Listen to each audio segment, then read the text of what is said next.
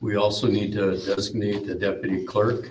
And I think when we call for nominations, we go in order of chair, clerk, and then treasurer.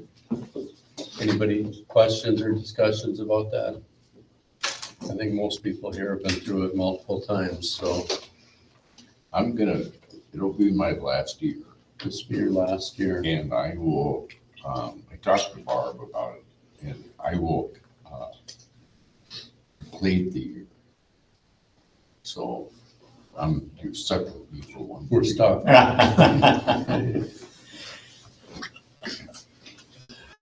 That's our game for sure. That's what we were counting on you, so thanks, Barb. Thanks. How would we convince Barb? It was too soon to sell the house. Okay. You know, she said, I gotta have time. I gotta get this, that, and the other. And Next thing up on the agenda is the school board calendar. I think everybody has a copy of that with them. Do we have any discussion about the calendar for the upcoming year?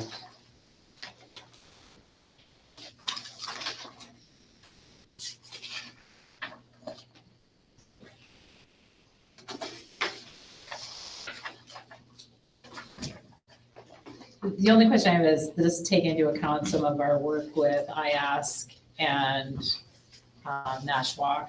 Does this take into account some of that work we're doing and sharing courses with them, or some of those conversations? Well, let's look at the school board meetings first, and then we'll come to the school calendar. Okay. That would be the only question I have. Okay. Any questions or comments about school board meetings? We look pretty good there.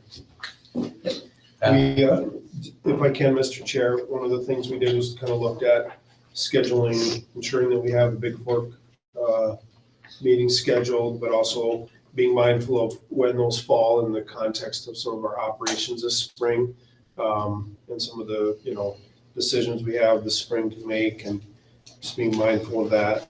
And then we also moved the truth and taxation hearing to the workshop on December 9th. So that it was at a different meeting than the approval meeting.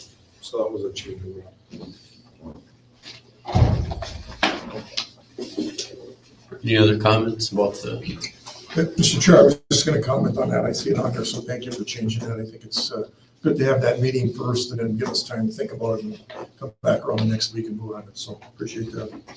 I would just ask, are we up for one more meeting in Big Fork or no? if you attended,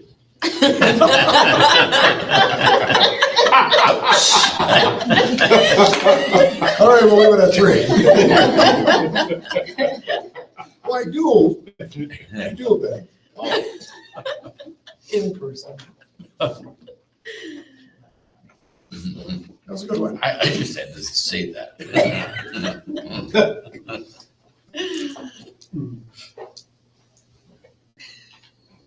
Calendar looks good. Yeah. School calendar? Yes.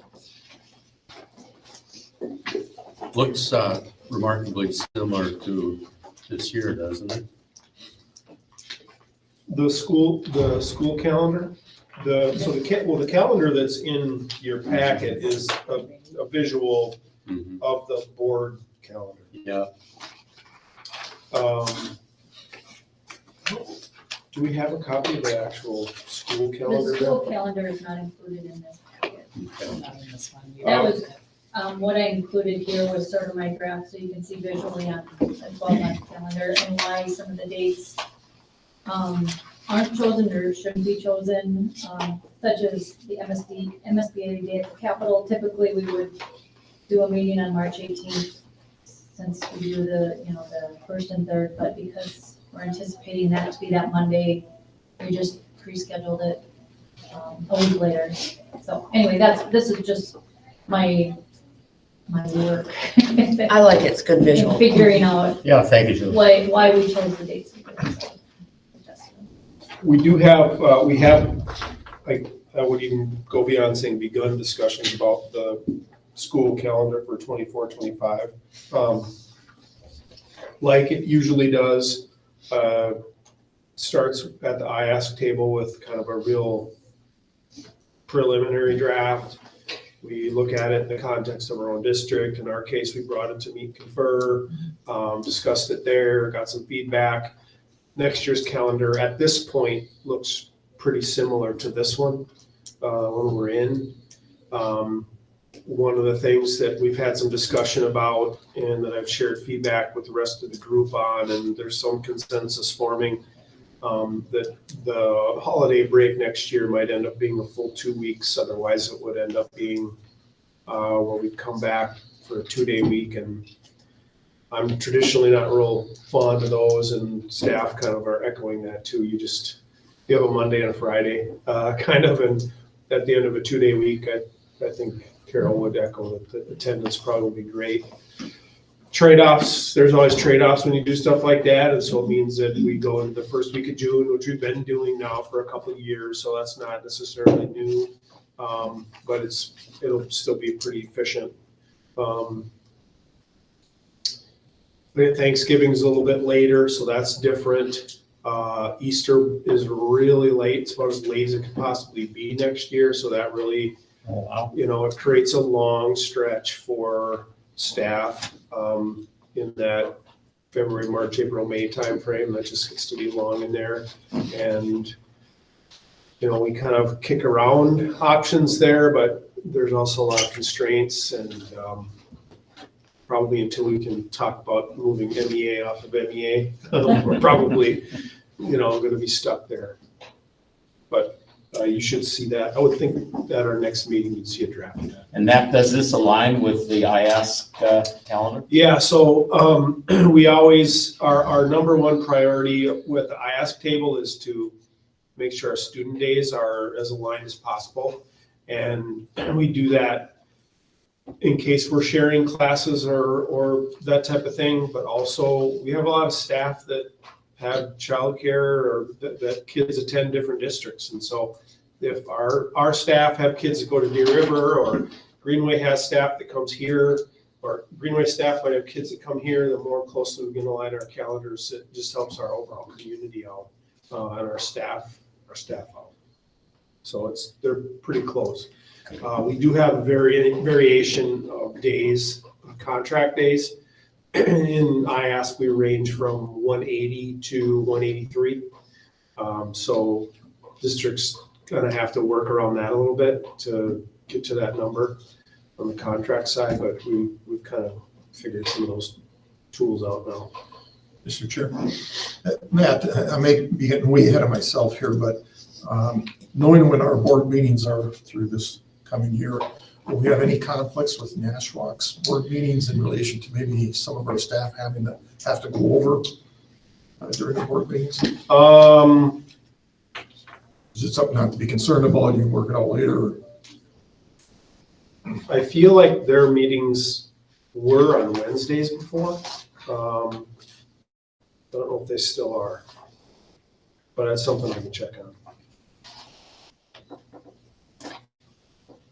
And again, it might not be yet something to be concerned about, but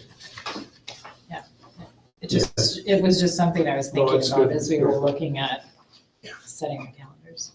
Yeah, and I think it's worth noting that the number of student days is kind of stuck, MDE Yeah, it's kind of whatever you have is what you're gonna have forever. yeah, a number of years ago, the law changed to set a minimum number of instructional hours. I get asked a lot, like, how many snow days do we have? And it's not really as clean as that. We have a minimum number of instructional hours that we need to hit for elementary. That number is different than high school. And so our calendar accommodates that. We may need to commandeer some of those instructional days next year to accomplish the training that we need for the REDACT implementation, and I've talked to Carol about that too. And that could be dependent on which route we end up going with that training, but regardless, based on the timeline that we've been given and the number of hours that are required, and also considering that we could be implementing a new English language arts curriculum at the same time, we're gonna need some of that time. And so we're still working on details around that, how many days that might be. Good feedback about, what's the easiest for our community to adjust to. And I'm kind of getting feedback similar to what yours was, Melissa, that Mondays and Fridays actually might work better for the community in terms of planning childcare and stuff. So more to come on that. And then the elementary instructional hour requirement is it's significantly less than the high school instructional hour requirement, so we wouldn't run into any problems there for sure. Any other discussion about the calendar? Moving on to the calendar of indicator reports. One of the pieces of feedback we got from presenters is that they would like information about what we want to hear about their particular areas. And I think in the past, most of the presentations have been kind of on a fixed format. We'd like to open that up a little bit if there's information that the board specifically would like to hear in certain areas. And now would be a good time to bring those up to, I guess Julie can take some notes and we can forward those to the presenters.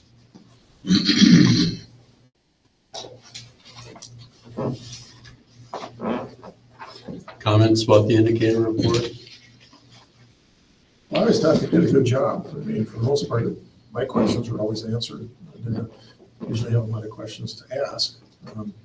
So I'm not sure. Mr. Chairman, I always valued the reports that gave me information about how the program was affecting our students and our programs and our success rates. That kind of information to me was particularly valuable. And as Pat noted, that was regularly presented, but if we're to make a note, that's what is valuable to me.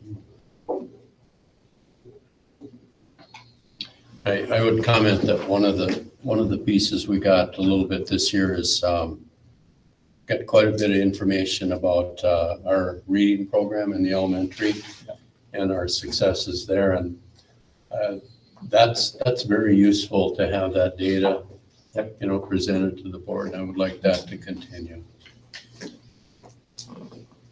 Yeah, I mean, if I can, Mr. Chair, I'd just echo that if there are particular things, because if we look at the calendar, for instance, and we have Melanie DeBay next week, she can do a 30,000 foot flyover of community ed, or she could really drill into what's happening with our adult programs. I mean, she could really drill into that if that's more what the board wants to hear this time.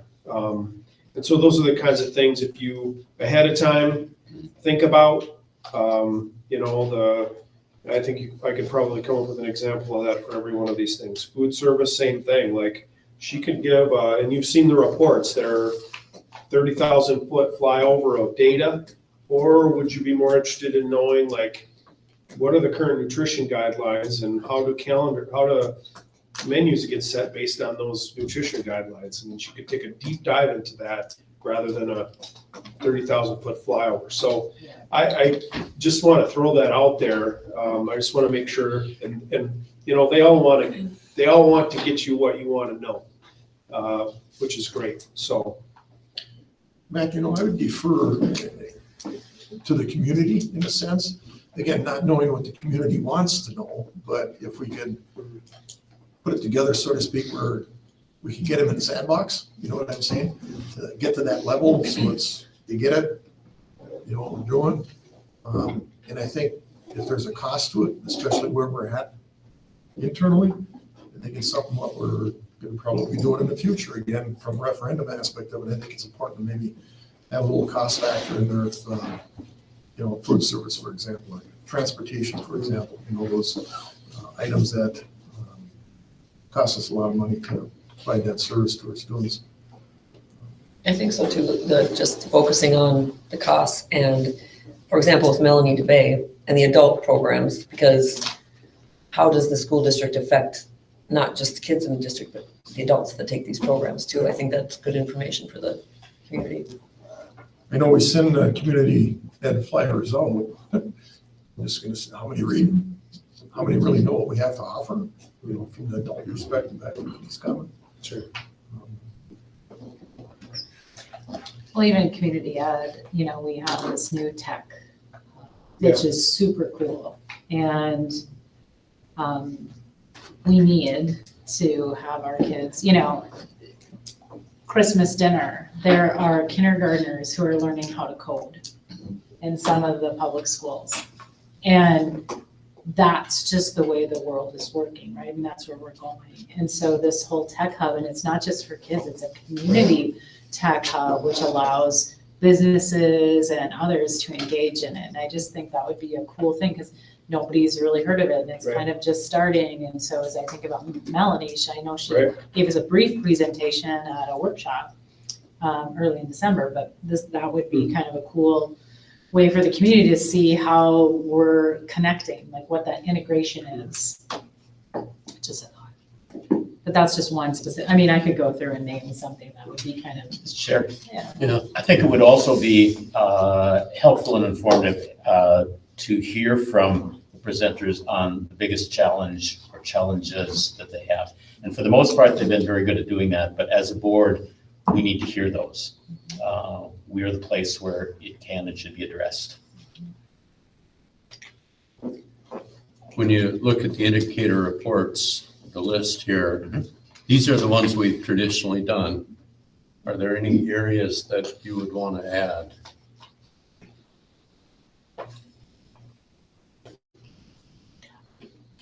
Mr. Chair, if there are any areas of some of the new mandates that were coming down, that might be kind of an interesting twist, you know, given that there's 60 some new mandates that are coming down. What are we looking at? What are we talking about? How is that impacting the district? You know, just, I don't know that that's any one department, but just, it's a lot and people don't really, you kind of hear it, but you don't really know. So just trying to put some color Might be to something we could add to a workshop topic, Julie. We talk about take a little bit deeper dive into some mandates. Yeah, Yeah, just, that's a good idea. I think it's really important that we try to push that out to the community as much as we can to educate them on what is actually happening here and what actually happened to us as a district from the mandates, but everything. What we actually do.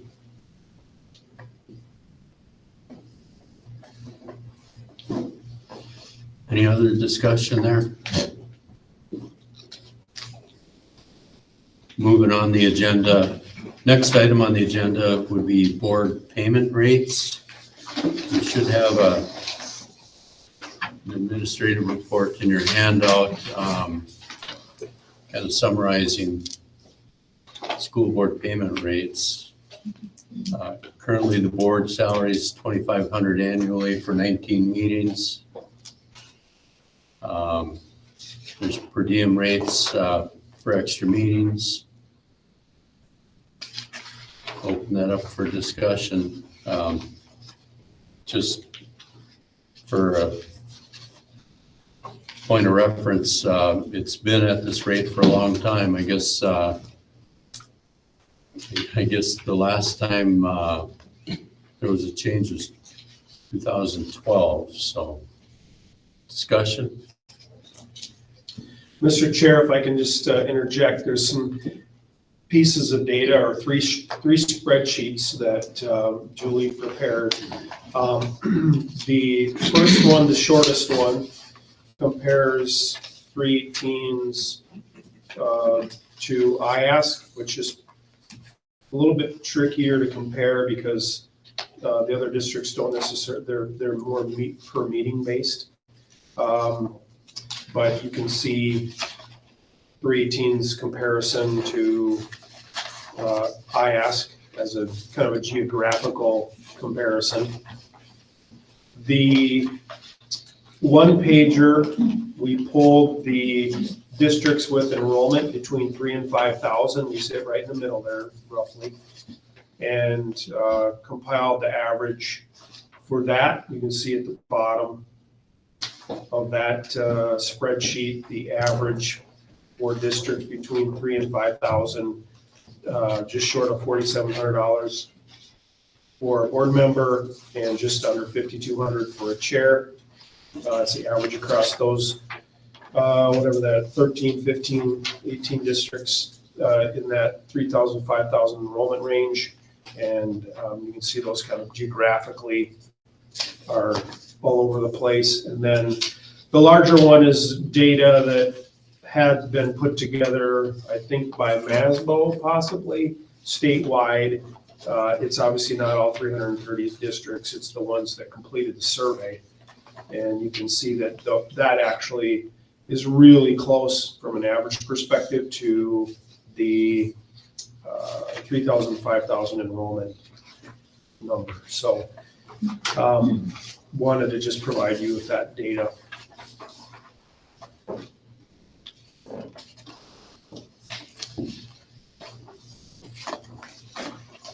Discussion. David? You looked like you had something to say. Yes, I think the work that's required of board members is significant. It is time consuming. Given the financial position that we're in, I think it's responsible of us as board members to continue this schedule for an additional year. I agree. Any other discussion? I like Osteos. Right? Say again? I like Osteos. Osteos. That's only 16,000 for the chair. We're at what? 26, 29. 29, yeah. 29. Well, I think it is It's important for pretty the close. community to understand that our compensation for board members is very near the bottom of the barrel.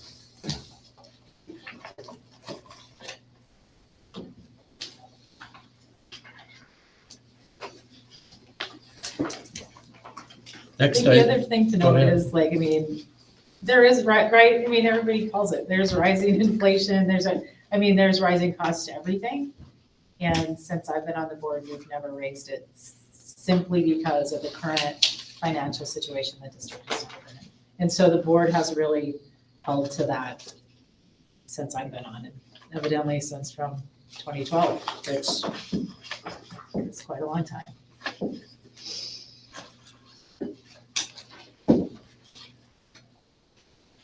And which city mayor spent 50,000 for the mayor's? Was that Arnold or is that Osceola? Orno gets zero. They must not have entered it. They must not have entered their time, because I think they're the highest paid district for staff. Yeah. I think they are. Teachers, that's the highest contract. I think it is, yeah. You know, the other part of it is I think we're doing our part. As mentioned, in the budget situation where we're at. You know, my comment always used to be when I was sheriff, there's sheriffs that make more than me, there's sheriffs that make less than me. Well, there's school board members that make more than us, and there's school board members that make less than us. Just Kinda not is what that it many. is. Just not that many anymore, Pat, just so you know.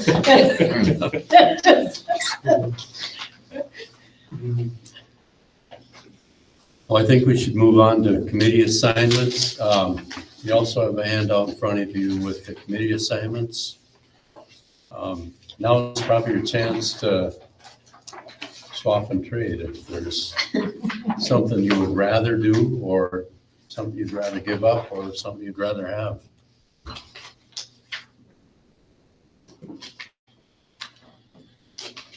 Should we go through them individually or do we just want to look at the collective group? Probably get on the list. Activities Council, Mindy and myself, are you willing to stay there? Community Educational Advisory Council, that's me. Endowment Committee, David Marty. Yes. You're good there. Facility Steering Committee, Ben Hawkins, Pat Maduri, Mindy. Good there. Finance, Ben and Pat. Fringe Benefits, Pat. I asked Melissa Barr, and I'm the alternate. Yep. Willing to stay there. Labor Management, Ben Hawkins, Pat Maduri, alternate. Labor Management Committee, David Marty, For Melissa Barr. ESPs. For ESPs. Yes. Meet and Confer, that's me. Partners in Education, Mindy. At the meeting. Policy Review Committee, David Marty and Melissa Barr. I know everybody wants to be on that committee, so. That's my joke. I love that committee. It's, Looking for a volunteer. you can consider that a permanent assignment. Yeah. Your cell job's not working. Rams, Pat Maduri and Melissa Barr, alternate. Special Ed Advisory Committee, David Marty. Yep. Staff Development, that's myself. Wellness, Mindy Nearing, Melissa Barr. Good. World's Best Workforce, David Marty. Yep. And ISD 318-319 Collaboration Steering Committee, that's Ben and myself. We have a couple non-school district board committees, Boys and Girls Club, David. Absolutely. Chamber Board, Mindy Nearing. I just want to say, so they don't really have a district rep, right, on the board, No, so. we do not. It's not in our bylaws. Right. It's not in the chamber bylaws. So I think Mindy was on the board when you first Yes, started, so it was included as a committee, but it's not actually a So no, formal you could be it. appointment. We don't have a formal appointment on our board to the school district. So then I can probably just remove that. Yeah. photo, so probably, okay. Yeah, I think we were just fortunate enough to have Mindy when she first joined us. She was on the, you were the chair. State High School League, that's me. Rife Board, Mindy. Yep. That's all I have. Are there any other committees that we're participating in that we would add? Mr. Chair, circling back to Partners in Education, is that a functioning committee still? Well, I think it is, but I they mean, I've definitely never haven't been met. notified of anything. They haven't met, yeah. So Who calls that meeting or what? Is it- it was traditionally the director of teaching and learning. I just wonder if World's Best No. Workforce didn't take that over. I just, Mr. Chair, just ERDC, Arrowhead Regional Development Commission, I sit on that, I've been for a few. I suppose I'd go under non-school district board committees, I don't know, but they have representatives of school districts on it, so. Julie, can you add that? Which one is it? ER? ERDC, ARDC, Arrowhead right. Regional Development. One time I was assigned to, I think, the school trust land of some type, but I don't see that on here, and I'm not sure that we do many meetings, but I do know that it's being talked about a lot at the legislative levels. So just putting that out there, I don't know that there was ever a formal committee on it, but Do you remember who you met with? I mean, it was when I first started, so it was something with Big Fork, because that's where they were active in school. Trust land was some of that. It was an offshoot of the BOT. Oh,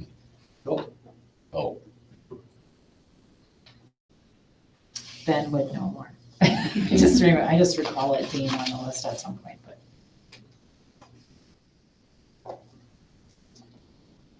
And I can check on the partners in ed to find out if that is in fact, if they intend to meet again, if that's even a committee any longer.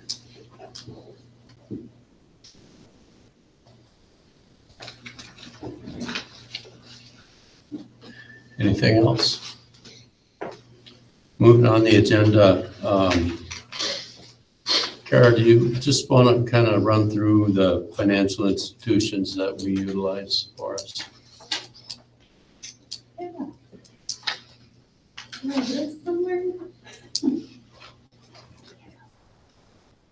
What's Zion Trust? Zion Trust is, when we issued our certificates of participation for the Big Fork project, we had to go through that trust company. We have about $200 left there. I thought I transferred it all, but we had earned interest in like 2 days. So until that's closed out, we still have, that's the only new one. So the other ones that we have listed are the Park State Bank, First State Bank of Big Fork, Grand Rapids State Bank, Minnesota School District Liquid Asset Fund, EFM Asset Management, US Bank, Wells Fargo. What's the Minnesota School District Liquid Asset Fund? So that is a fund, most school districts are a part of it. We have the majority of all of our funds there. When we pay checks from payroll, it comes from Grand Rapids State Bank, and when we pay all our other checks, it comes from US Bank. But every single night, US Bank will sweep into the liquid asset fund. So we have to carry zero collateral at US Bank. Minnesota Liquid Assets allows me to earn more interest on our accounts. So right now, when I put it into our sort of like savings account, we're earning 5% interest. It was 5.4% 2 days ago. So we have all our investment funds there, or excuse me, all our construction funds are there. So I can transfer when we spend in the construction accounts to our general fund. Our OPEB trust is there. It's just a very convenient school district account, investment account. Mr. Chair, Pat? in regards to US Bank and Wells Fargo, obviously they're a bigger conglomerate. Don't know what we have there or anything. Is there any possibility we could look at Woodland Bank? I mean, they're locally owned, they're here, Mill City, they're in Deer River. And the owner lives within the school district, more of that personal touch. I would love to go away from US. But with the MISLA, the Minnesota School Liquid Asset Fund, we either have to be associated with Wells Fargo or US Bank, because those are the only 2 banks in our area that offer the sweep with the MISLA. And that's why we have to write a check to run our payroll through Grand Rapids State Bank. Like physically bring a check from US Bank or from the district to Grand Rapids State Bank to run our payroll through there.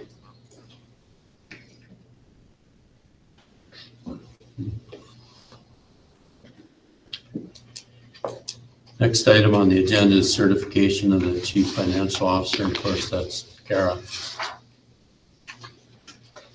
Any questions about that? Designation of official newspaper. That's the Herald Review. Mr. Chair, on that item, we in the past have designated the Herald Review as the official newspaper, but we have published district information in both the Herald Review and the Scenic Range News. I don't care, Julie, if you want to speak to that a little bit more about how that works or what that looks like. Yes, we many times when we want to get information out or we send a news release, of course, we send it to both newspapers. We're required to designate one newspaper. And that is the one that we print the legal notices and the minutes in every edition. And that's required still by law. And it's, to be honest, it's quite expensive. I want to say an average meeting running in there is about $300 to $400. So I wouldn't recommend doing both for that reason, but that's our process. But we do both when we really need to get information out there, but the posting of the minutes is just done at the designated newspaper. So we did what I included here now. It was actually on Friday after the packet had been released. I received a response from Scenic Range News, and I included a copy of the email because there's information on it that I think would be informative to you. And on the back side is the cost. So the board should designate one is what I guess we would recommend as far as posting the minutes.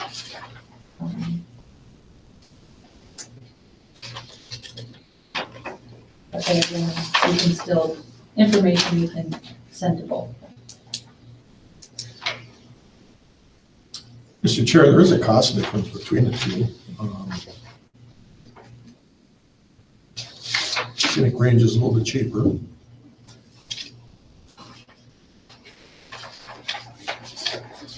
It's a smaller but unique circulation.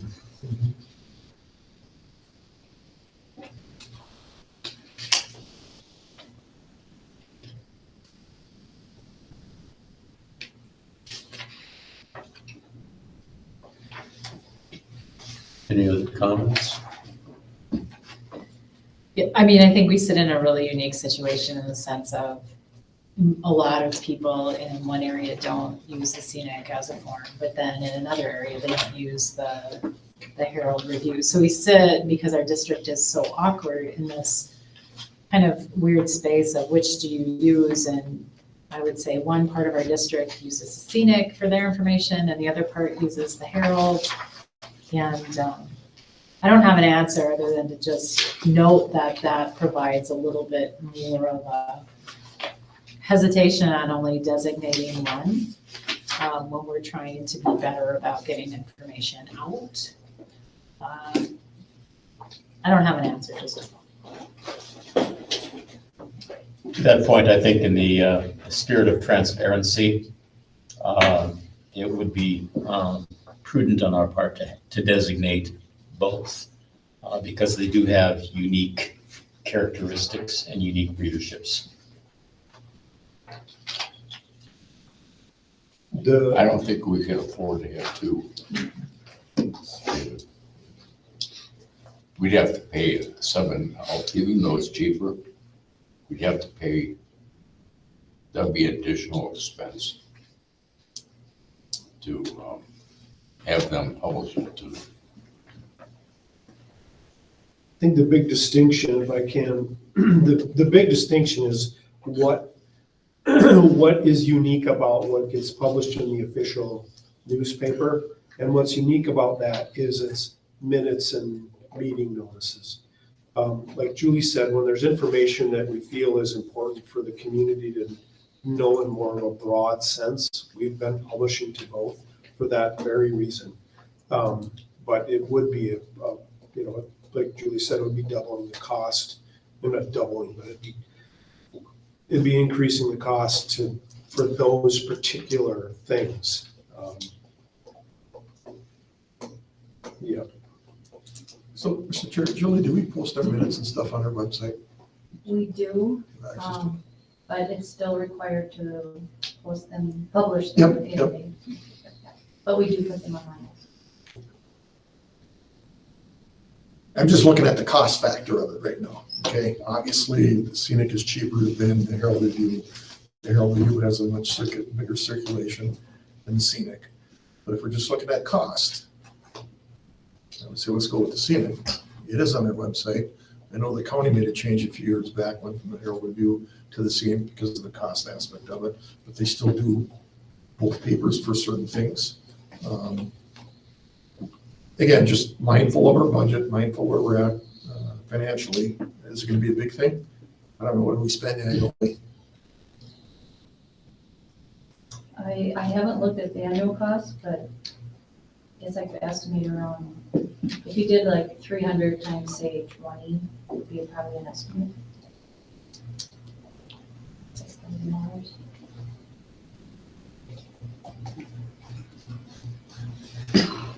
I think there's only one official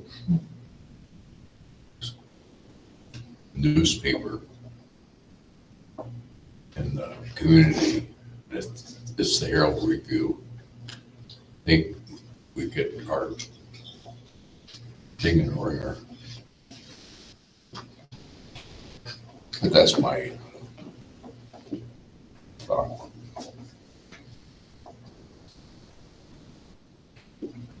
I'll challenge you a little bit then. Which community? Grand Rapids? Our legal boundary does not have the other papers in the publication. Good point. So I think they would take issue with it. Yeah, I just think of viewership, because theirs is both an online copy and a paper copy. The Herald for sure is trying to amp that up quite a bit.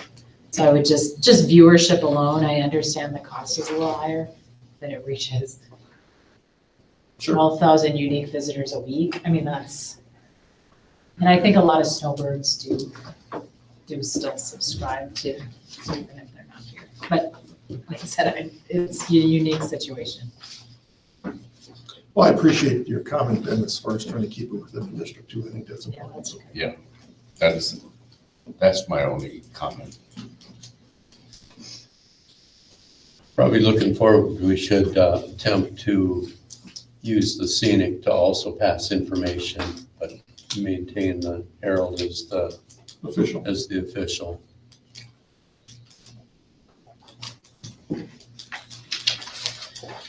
Next item on the agenda, designation of the official radio station. We currently have Rapids Radio, KOZY, KMFY, and KBAJ. They seem to be kind of the radios that we have. Any comments about that?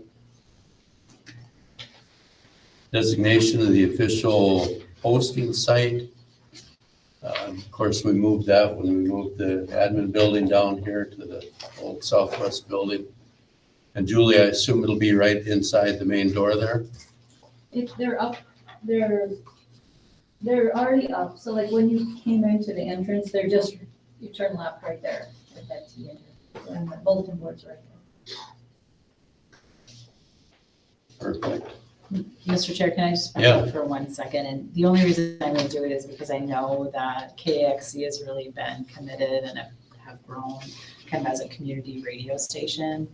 And they too have like a unique audience that's different from those of KAXC. And so what I've noticed from doing radio spots with the chamber is that you reach two very different sets of people with both of those radio stations, and they're both local and they're both really active in the community. So I don't have an answer other than I do know KAXC has really kind of committed to local community reporting and has started to reach out more to school districts and to get interviews and information and stuff out there. So KAXC right on the river too is another station. And I think some of their stuff is free if it's events and newsworthy for public notice. So just curiosity, how do we use the radio stations? Obviously for school closings, snow days, whatever the case may be, That's primarily it. We give that information to all the stations. So I don't know what designating a radio station does uniquely for them or for us. I have no idea. Or if we're required to Then do we it. just have to do it.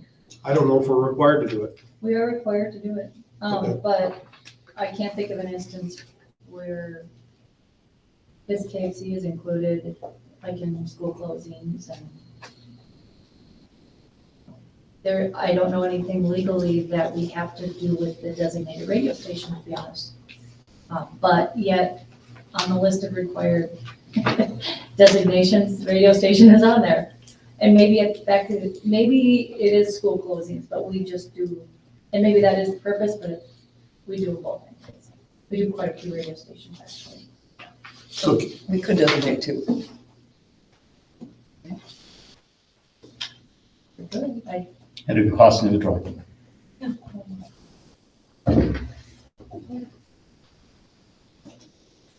So back to Melissa's point, school closings, we notify KXC? We do that, And like David says, if it's cost neutral, and if there's nothing that mandatorily has to be posted. Right. Yeah, the question is, can we designate two? Can we? Or do you have to name one? I mean, sometimes I've there's weird never- laws in yeah, place. you know, like- I've never seen anything that says it has to be one. Other than, Let's designate two until somebody Until tells us somebody we tells us can't. we can, and then we'll go back. I mean, it's not gonna be less, right? Right. It's providing more. How about a TV station?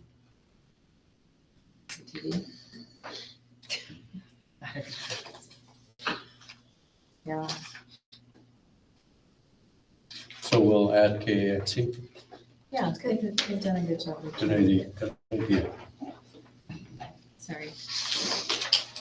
Next item, designation of the school district's legal counsel. Currently, the ones that we have listed, Kennedy and Graven, Ratwick, Rozak, and Maloney, Colosimo, Patchen, and Kearney. Any comments or discussion about those three?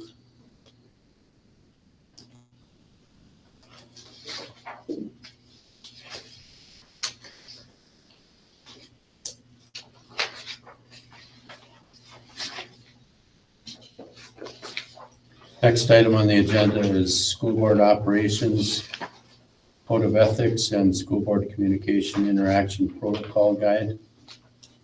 Matt, do you want to say a couple words about that? Yeah, so we thought it would be good to just kind of include in the packet, the school board code of ethics, and just kind of as a reminder to take a look at those again, and I think it's good to review those, as well as the communications guidelines. If you remember back a few years, we had a subgroup that met, developed these, and thought it'd be good to just bring those forward for review and comment and revision if necessary.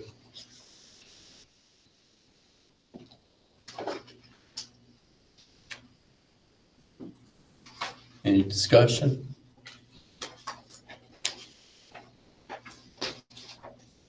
I think the school board communication and interaction protocol is really well done. I think it's worth reviewing.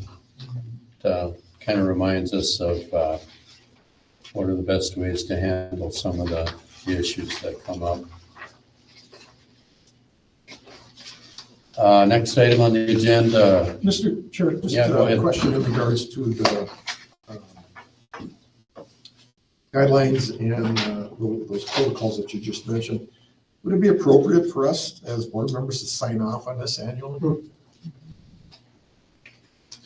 I mean, we review it, right? We're reviewing it, but I agree. I'm just thinking down the road here, I was reading an article, I forget what school district it was, a school board member got censored, or a city council member got censored, and a lot of it had to do with the protocols that they had in place.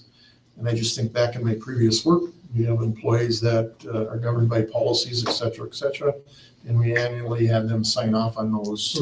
Now, whether they read them or not, don't know, but they acknowledge that they did read them, have read them, tucked it away in their file. Again, I don't know if it's appropriate as an elected official, but I wouldn't have any problem signing off on them annually. Kind of like annual notifications that Yes. we do with our staff. we can certainly put something together. I would agree. The other thing, obviously, we're coming into election season. And what people might think this position entails or doesn't entail, and roles and responsibilities, I think it's important to kind of solidify what we're doing here in that sense.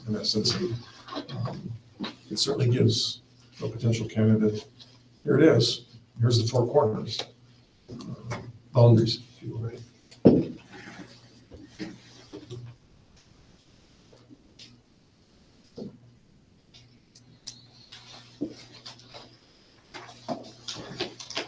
Next item on the agenda, budget reduction discussion.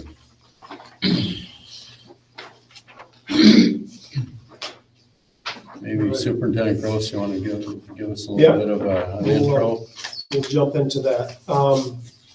See, Julie, I don't know what best way to do this is gonna be. If you Join the Google log Meet. into the Google Meet from the calendar, you can share your screen, unless you want to send it to me and I can bring it up. Yeah.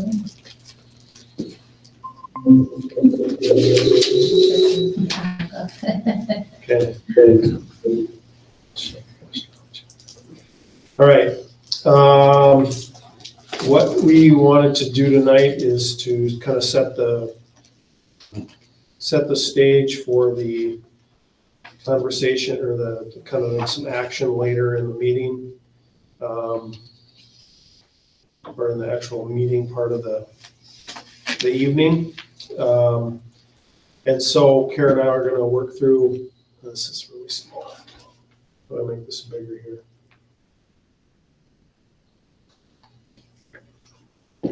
Want me to bring it up? I think the boardroom is pinned, so you're Am I just do it? Yeah, if you can do it, because this Larger is if too I- small. If I share it from here, so if you Yeah. want to just stop presenting and I can do that. Share it with them.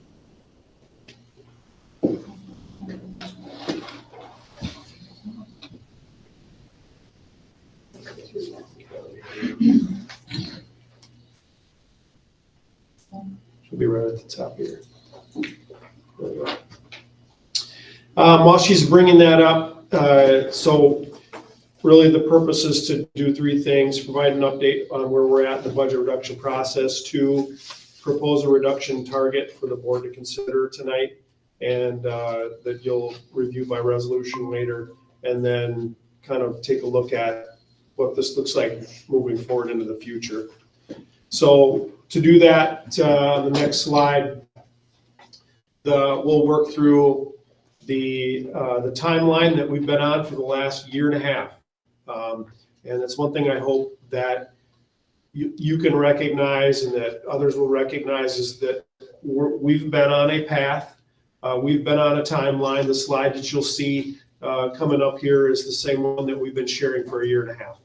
We'll take a look at previous reductions and the impacts of those, where those came from, some communication and how things have shifted in the last 3 months since that communication, where we're at, kind of an update with COVID funds, and then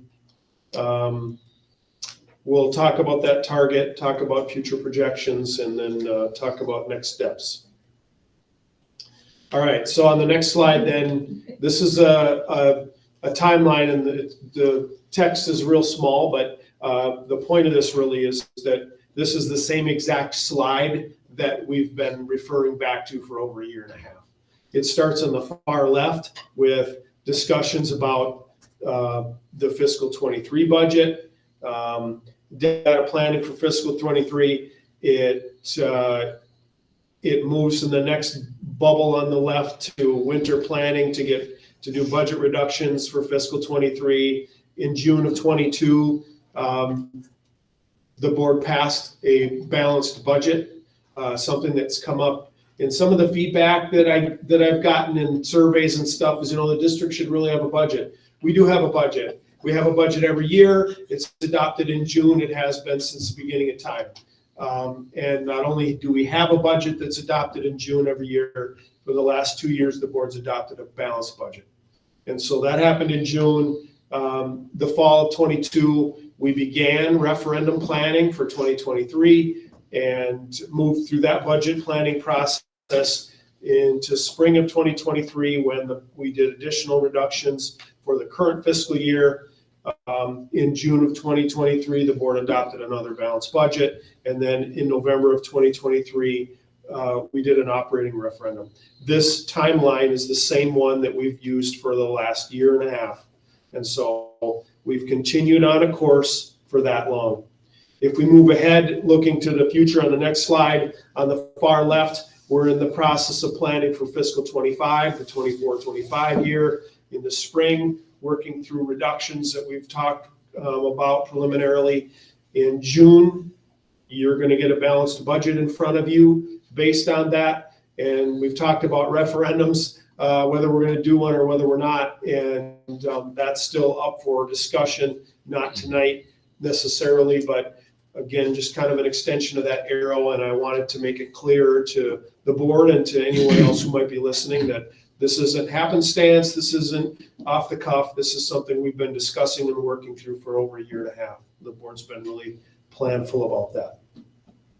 On the next slide, you can see this captures where the reductions have come from in our district, around 70 FTEs.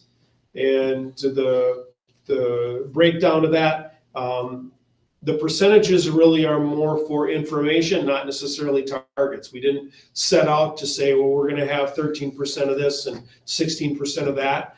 The purpose of this slide really is to show that reductions have come from across the board, from across groups, with the exception of food and nutrition, which again, you all know doesn't really help our general fund anyway.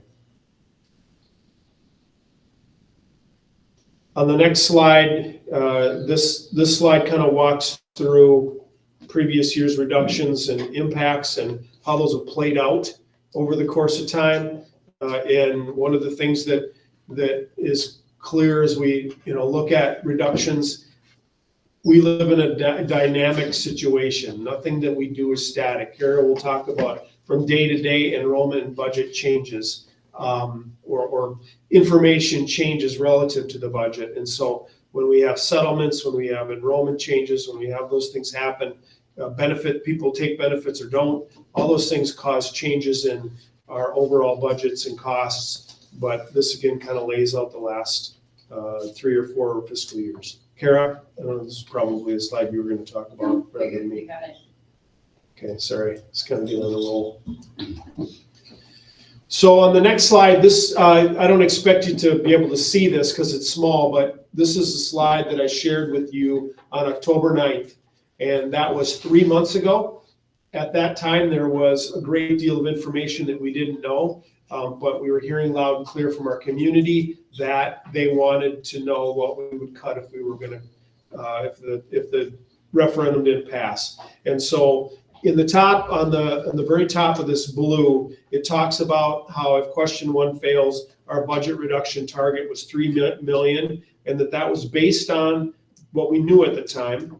During the current year, our fiscal 22 audit, because the fiscal 23 one wasn't done yet.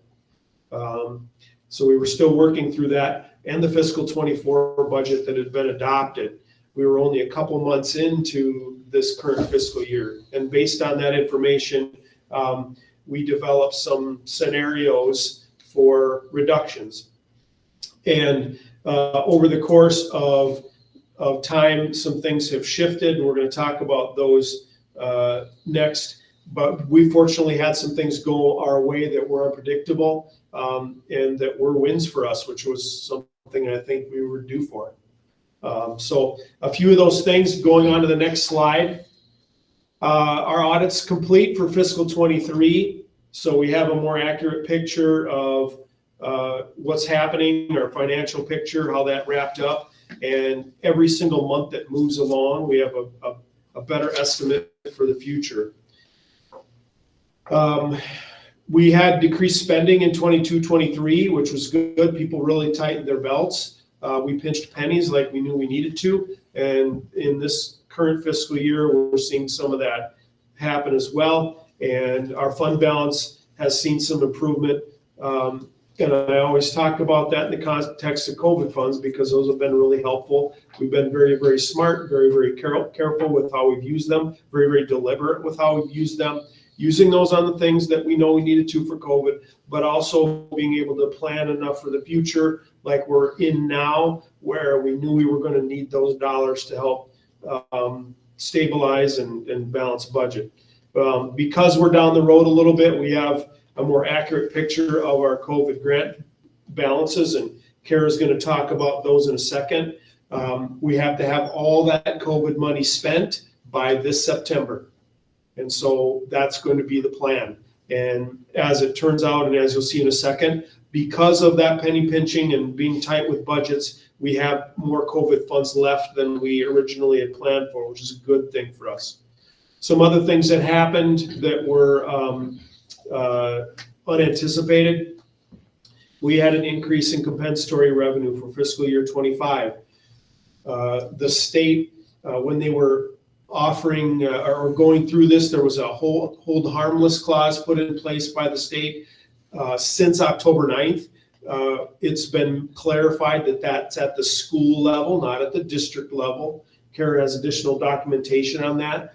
But the difference between that for our school district is about $400,000 because when we moved students from east to west and from east to Cohasset as part of our balancing last spring as a result of reductions, that meant that west's free reduced rate went up and Cohasset's free reduced rate went up. And because those rates went up, we're going to get more compensatory revenue next year, while at the same time, easts won't go down. And so rather than looking at that at the district level, because of that hold harmless in there, Cohasset's and West's crept up. So that was an unknown and unexpected revenue increase.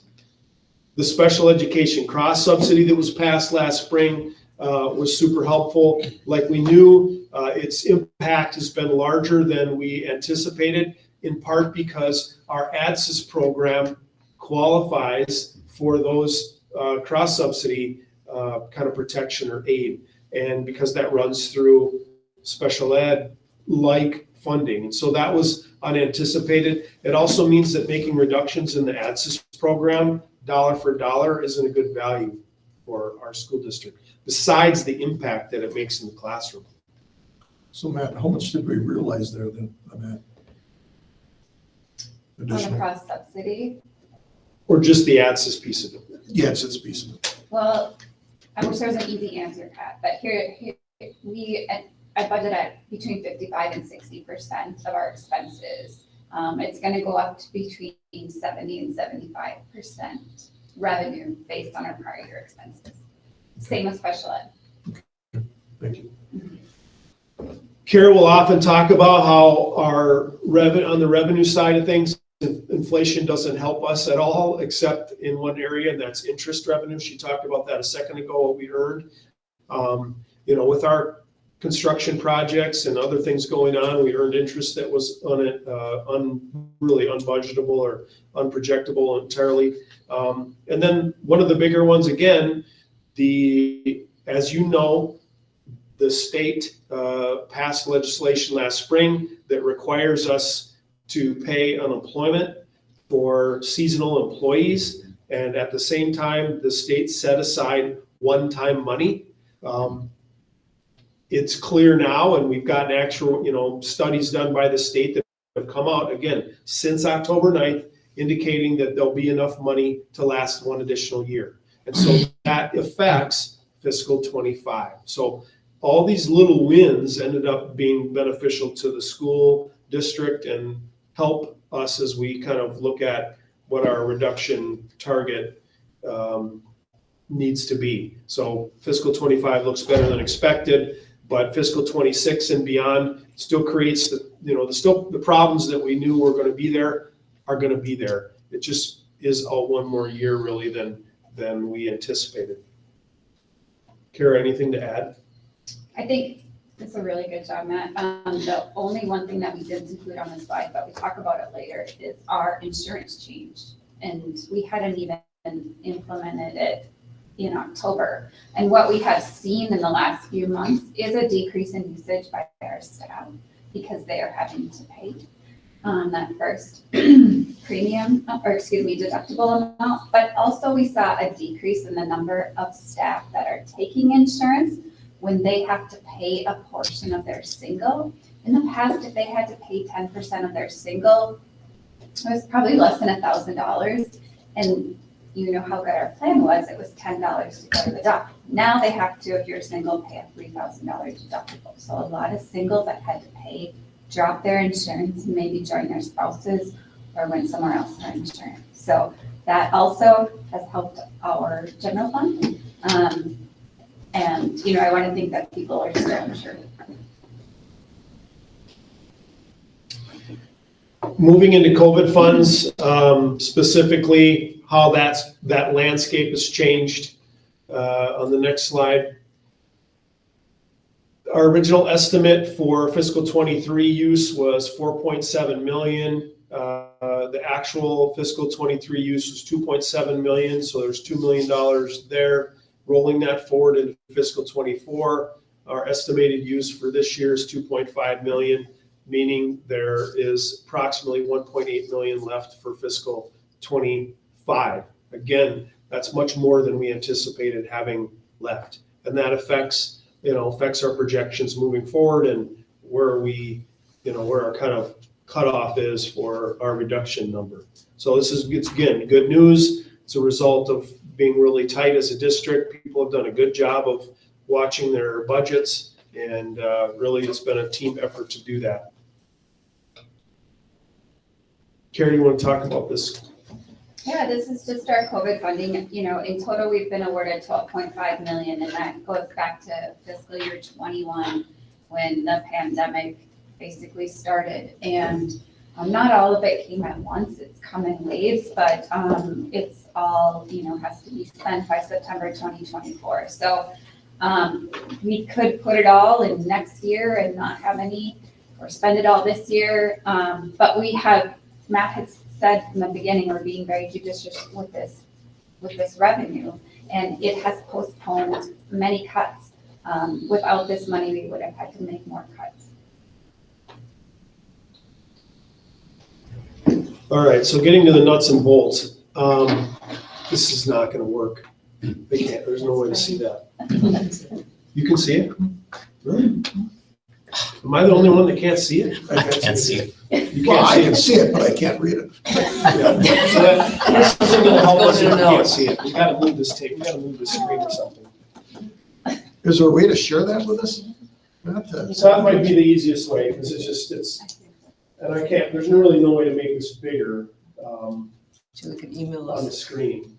That's what I was thinking of. Pull it up on You could email us, Julie. Can you just print it? there. Yeah, let's just do that. Do you Old wanna just fashioned print off? print it? Yeah, print that slide.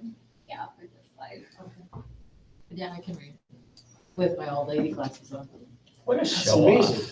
off. So like 20, 50 gold. I actually have almost perfect vision. High achiever. Right? Something has to go good. You have to appreciate one body part that's really good as you age. It happens to be my eyes. So Matt and Kara, I appreciate the fugleness of the funds, but at some point in time, we gotta pay the piper, right? Yeah, And if you could read this, if you could see the spreadsheet, you'd see that's what's happening. Yeah, we'll get you some paper copies here. What's that mean, Pat? Are you sending it to? Well, there's gonna be a cliff, right? well, we're gonna have a crash here. Yes. Yes. We're gonna run out of funds, COVID dollars, and everything that we've been talking about, we need to make these cuts, but all of a sudden, we have a little extra money, we're gonna just push it down the road a little bit further. It kind of goes back to Carol's comment that many times sitting around, do we just pull the Band-Aid off and do it? Or do we continue to be a little methodical and ease into it, I guess, but sooner or later, we're gonna hit the brick wall and have to make that decision on where we're at. One of the comments that was made to the finance committee was just that, it's Do it now or do it later. do it now or do it later. And I was thinking about that. And in industry, you've got widgets that you're producing. We've got kids. And there's a big thing with kids versus widgets. And I thought about that, and that adds into the conversation. Yeah, it really, really does. I appreciate that, Ben. So this spreadsheet kind of tells a lot of the tale. If you look at I guess, on the kind of giving an overview of it, on the top, we have revenues going back to actuals in fiscal 22, projecting out to fiscal 28. On the bottom, expenditures in 7 broad categories over that same time period. One of the things I want to point out is that on the bottom, in the expenditures column there, it says fund balance health. And what we're talking about and what we're planning for is the restoration of fund balance. Our first order of business to get healthy as a school district was balancing the budget. You have to do that before you can get healthy. The next thing that you have to do is get the fund balance back to where it needs to be so it's stable. So and if you reflect back on our plans around the referendum, we had in our plan, in question 1, $650,000 a year for stabilizing our fund balance. We intended to budget for it because we believe that was the only way to get that fund balance where it needed to be. What you're seeing here includes that so that we can get our fund balance back to a healthy level, which the board's established to be 10 to 15% of expenditures. So we've made some ground on that in the last year in fiscal 23, and you'll see in the next slide, the plan we'll talk about again, we'll continue to do that. So I wanted to point that out, that this includes budgeting for fund balance restoration, because that's how we get and stay healthy and kind of protect ourselves in the future. The larger deficit, to kind of look again at the spreadsheet, if you look at the bottom in fiscal 25, you can see the deficit that's projected for fiscal 25 and then how that changes in fiscal 26. Again, showing that it's not as bad as we anticipated for fiscal 25, but it catches up to us eventually. And the reason for that is exactly what Pat mentioned up above. If you look at the federal aid row for fiscal 25, it's 3.866 million. In fiscal 26, it's 2.11. That's COVID money going away. That's the cliff. And so that's what causes that significant drop in revenues. That's what causes that deficit change from fiscal 25 to fiscal 26. And again, if you look out into fiscal 27 and fiscal 28 and think about our referendum, what our planning was spot on. Just out one more year. One of the big variables, and Kara talked about it earlier, if you look under benefits, is health insurance. We know the difference between what we would have paid this year had we not changed and what we are expecting to pay this year as a result of paying or changing. That is a number that we're comfortable with. What we don't know is how utilization is changing. We have a small window. We only have data on 2 months right now of utilization. It looks good. If that kind of utilization trend were to continue for the rest of the year, this spreadsheet would change. But we only have a window, and there's all kinds of variables. I think people are still getting used to the plan, and the HSA contribution is entirely all there. They don't have the full 3,000 yet because they get some in the fall and some in the so there's a lot to that. The more the year plays out, the better handle we have on utilization and whether this is really how this is going to play out or not, the more we'll be able to predict that health insurance with fidelity. But What's built in here, I believe, Kara, is 8%. So that's the advice that we've gotten from One Digital, our insurance advisors. So that line, and I can tell you that in general, having a benefits line that's that percentage of your salaries isn't good as a school district. And especially as you look at fiscal '28, where it gets to be over 50%, that's just not a healthy way to operate. And so hopefully that insurance change will turn that trend. But right now, we don't know enough to talk about exactly how much it'll turn that trend. Kara, what would you add to that? Nothing about benefits, but I do want to say, from our original budget, we had to approve that at the beginning of June, and we didn't know a lot at the beginning of June. Like Matt said, every day we know more, we have better estimates, we know our enrollment better for fiscal year '25 enrollment. We have, I don't want to say we have no idea, but we have a general picture. But when every kid brings us about $15,000 in the general fund, if our estimate's off by 20 kids, that's $300,000. And I'm just not comfortable with where our enrollment numbers are. It's so early. We've never asked for enrollment numbers this early before. So the incoming kids, we don't know that.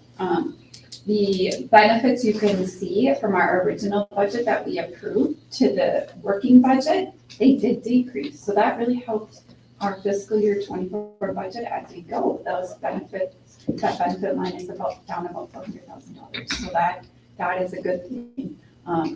The expenses seem like they're increasing, but remember in fiscal year '23 at $58 million, we bought one bus. We didn't buy any technology, or not any, we bought one computer lab of technology. We didn't buy any curriculum, and we cannot continue that. So those items have been looked at and are put in fiscal year '25 through fiscal year '28 on a cycle that hopefully we can sustain.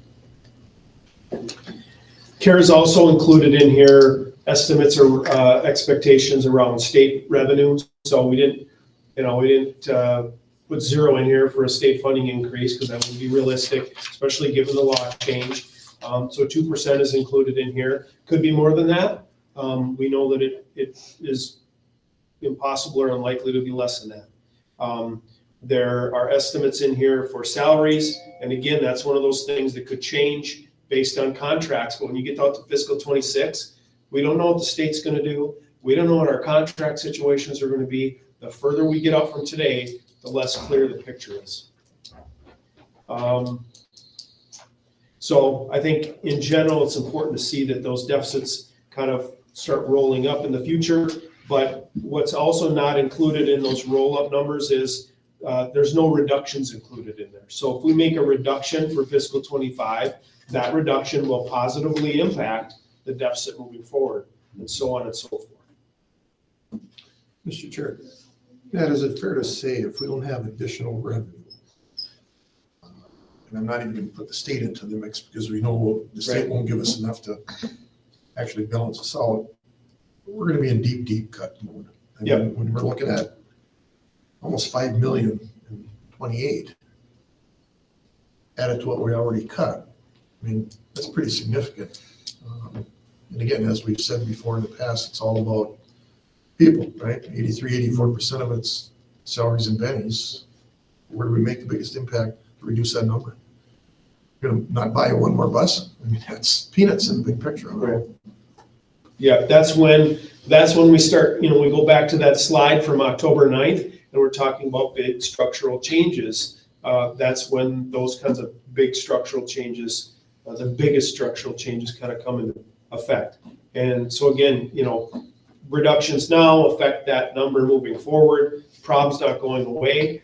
And I think we've been saying for quite some time that without an infusion of revenue and a way to balance our revenues and expenditures other than cutting, we're going to have to continue to use cutting as our one instrument. The next slide, you can see our fund balance, and I should mention, Kara and I have gone over this with board treasurer and chair, as well as our finance committee. I kind of run these numbers by those two groups, get some feedback. This slide shows our fund balance. Kara, do you want to Sure. walk through this? Yeah, the yellow line is the line you're used to seeing, and that's the Department of Education's SOD calculation. And that 30%, we've all seen the 30% in fiscal year 16. But what I did was we have a policy. Our district has a policy. We're evaluated on that policy by rating agencies. So the green numbers show, you guys probably can't see that. In fiscal year 22, we were at 2% based on our policy of our fund balance to expenditures. In fiscal year 23, with our balanced budget and our increase in our fund balance and, me putting more expenses to our reserved funds, trying to, be able to cash flow something for payroll, we're up to 5%. So we're almost half of, the floor of our goal. So, and that's good news. According to the state, we're at 7%. So, again, the average is 22%, but in states for the yellow line, but 7% will take it. We have a small increase, so that's fantastic. Do you want to click Julie? that one? Based on the projections in the spreadsheet before, if we were to follow through with the reduction target that you'll see in a minute, if we make a 1.2, at minimum, $1.2 million reduction in expenses for fiscal 25, this is what our fund balance and budget for fund balance stability or replacement restoration, this is what the fund balance would be estimated to do, is to climb up, and you can see potentially at that fiscal 20, I can't see it. 25. In fiscal 25, to be at about 8%, which would be good. And this is where it gets a little bit complicated when we're talking about a fund balance that's growing at the same time that we're reducing our budget. But this is similar to, I think, back 20 years ago when I hear about reductions that happened here, making those reductions to build that stability and see that fund balance trend that led to fiscal 16 sitting at a real healthy 16% fund balance number, or 30% if you use the state number. So in terms of our current reduction target, we talked about $3 million on October 9th. We've had some changes in how much COVID funding we have left, some of those costs and revenue changes that I mentioned, special education cross subsidy, Matt talked through that, higher compensatory aid, talked through that, unemployment, and less utilization of district provided insurance, accumulating to about 1.8 million. So the proposed reduction target is no less than 1.2 million. That's a number, again, that we discussed with the board chair and treasurer, as well as our finance committee, and there's consensus around that. So that's what is included in the resolution that you'll see later. Looking ahead then, if our unreserved, unrestricted fund balance at year end 25, kind of to Kara's graph, around 4.8 million, 8% of expenditures, like I said. Fiscal 26, again, the further we get out from now, the harder it is to estimate. But you can see without reductions, we'd be in that $3.9 billion range. And if we make those reductions, that'll come down. All these unknowns, state funding, contracts, health insurance, enrollment are still out there, again, which make those projections that much more challenging, but we do our best job of estimating. Next steps, board action tonight on the reduction amount. I think important to mention, I didn't really, indicate this, but from all those groups, I think Kara and I, as well as the other groups that have reviewed this, additional reductions are going to come forward to the board in excess of 1.2, because any reductions that we make now in excess of that are gonna help us for the future. Our problem's not gonna go away by itself. I think there's some degree of relief to look at comparing 1.2 to 3.0, but we still have work to do, kind of the hard work that we've been doing. But we'll bring additional reductions forward for you to consider to improve future conditions and make sure that our fund balance continues to get restored. We've got all kinds of meetings lined up in January with staff. We've got one with the community lined up. And then the reductions are due on February 28th. Mr. Chair, so Matt, if I'm understanding you, our floor is gonna be the 1.2. Potentially it'll be above that though. That's right. 1.2 would be the minimum that we would recommend that the board would reduce. That's the floor. Yep. But the total deficit's still 3 million. Yeah, 3 million is what we said earlier. We've had some things, adjustments made. We're reducing by 1.2 million now, knowing that there's going to be more coming, and it's hard for people to get their head around that. But until we get an infusion of revenue, we're going to continue to be, working after this expenditure number that's currently growing faster than our revenues are. And right now, we just have one tool to do that, and that's what we're talking about with reductions. Mr. Chair, I would just make a comment, and this goes back to, let me say, 20 years ago when Ben was here, and Mark was here working, and they pushed further than what they actually did. And I think we need to, so to speak, keep that on the table. We know the floor is at, but if we can push that further, it'll help us in the future as well, going forward. And again, back to Ben's comment about kids, I get that, but at some point in time, we gotta get where we need to go to, where we need to be without additional revenue. It's gonna be some tough years coming.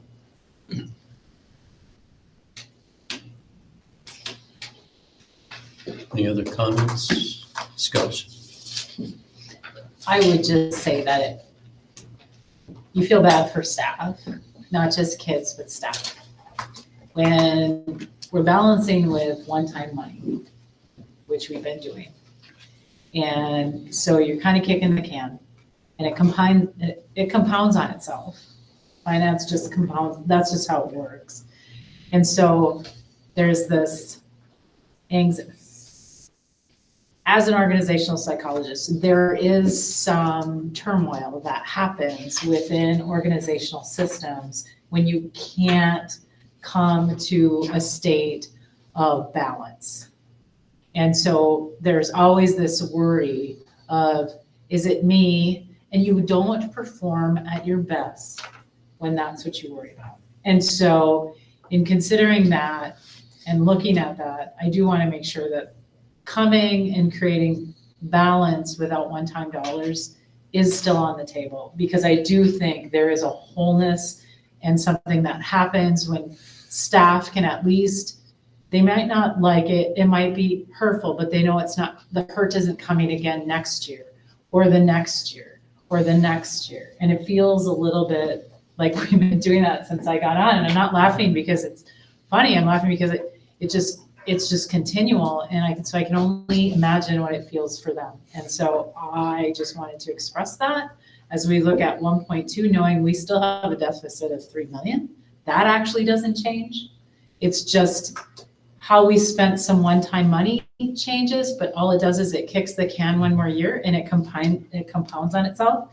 It might save us, right? I mean, we might have less if we have less expenditure in medical, or we have a bigger reimbursement from the state, but those two are that unknown, if maybe, and all I can think of is if we come to a state of balance and we get more money, maybe we can add something back, which would feel much different than having to cut it.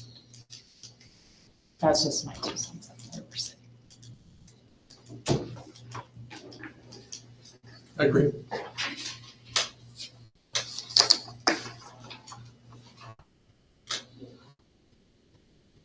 Any other discussion?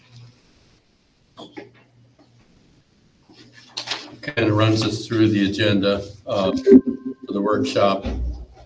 At this point, we're going to adjourn and come back into session for the board meeting in a couple minutes.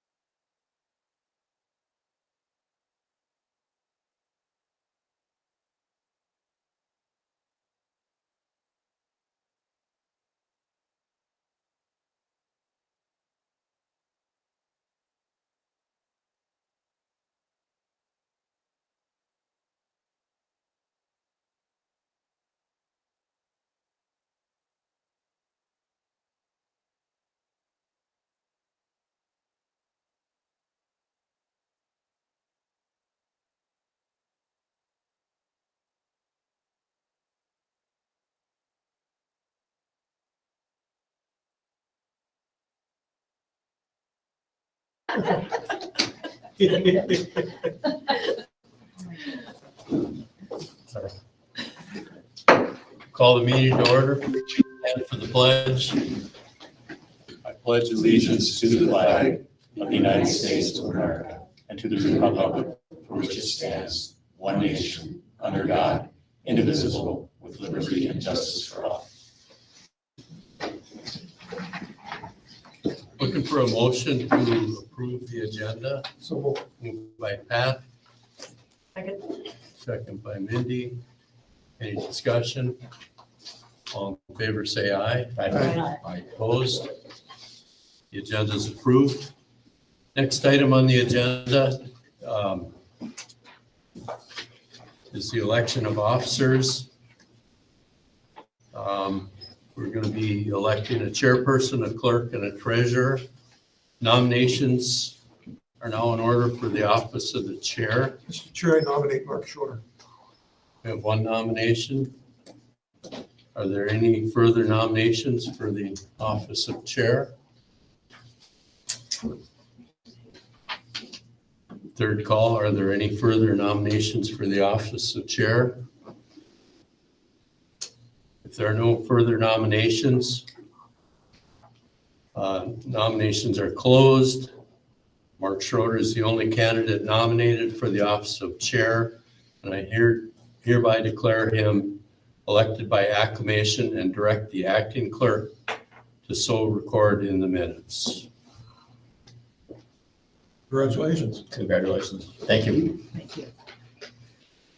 At this time, looking for nominations for the office of clerk. I nominate David. Thank you. Are there any further nominations for the office of clerk? Third call for nominations. Are there any further nominations for the office of clerk? Hearing none. David Marty is the only candidate nominated for the office of clerk, and I hereby declare him elected by acclamation and direct the acting clerk to so record in the minutes. Congratulations. Thank you. At this point, I'm taking nominations for the office of treasurer. Are there any nominations for treasurer? Nominate Ben. Ben Hawkins has been nominated. Are there any further nominations for the office of treasurer? Third call, are there any further nominations for the office of treasurer? If there are no further nominations for the office of treasurer, Ben Hawkins is the only candidate nominated for the office of treasurer, and I hereby declare him acclamated, elected by acclamation, and direct the acting clerk to so record in the minutes. Congratulations, Ben. Thank you. Next item on the agenda is to designate a deputy clerk. To designate, what I'm looking for at this point is a motion to designate Julie Rasmussen as deputy clerk under the direction of the board clerk. Mr. Chair, I so move Julie Rasmussen's nomination. Second. Second. Second by Pat. All in favor, say aye. Aye. Opposed? Julie Rasmussen has been nominated as a deputy clerk. Congratulations, Julie. Thank you. Julie has a big job. Next item on the agenda, activities indicator report. Dale Christie.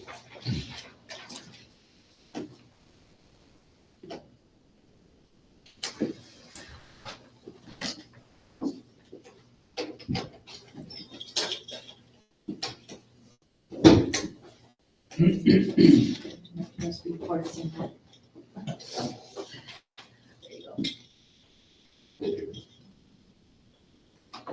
Thank you to the school board and to Superintendent Gross for having me here this evening. Fine arts, sports, and activities are so important for our students and our schools and our community, and I welcome the opportunity to talk about them. Completing this report was with myself, but also my assistant Gigi Pearson and Big Fork Activities Director Heather Lovedahl. The report is about activities in both Grand Rapids High School, Big Fork High School, and Robert J. Elkington Middle School. And just want to emphasize that this is actually last school year, not up to date here. So the numbers will indicate what last year looked like. I want to make sure that we talk about how this connects to the district mission. together teaching and learning for life to achieve excellence. We believe that co-curricular activities are an important integral part of the school's curriculum and educational programs. It's not an extra. Activities, whether they be sports or fine arts or other activities, teach real life skills. I know you guys pay close attention to the world's best workforce and nationwide chamber expectations and things that they would like to see out of the school. And a lot of the things they really feel that we need to work on are soft skills that activities can teach. Things like leadership and teamwork and grit and perseverance, communication skills, determination, etc. I'm not going to read it all to you, but I'll mention that, want to mention that it really we emphasize the student athlete part of this.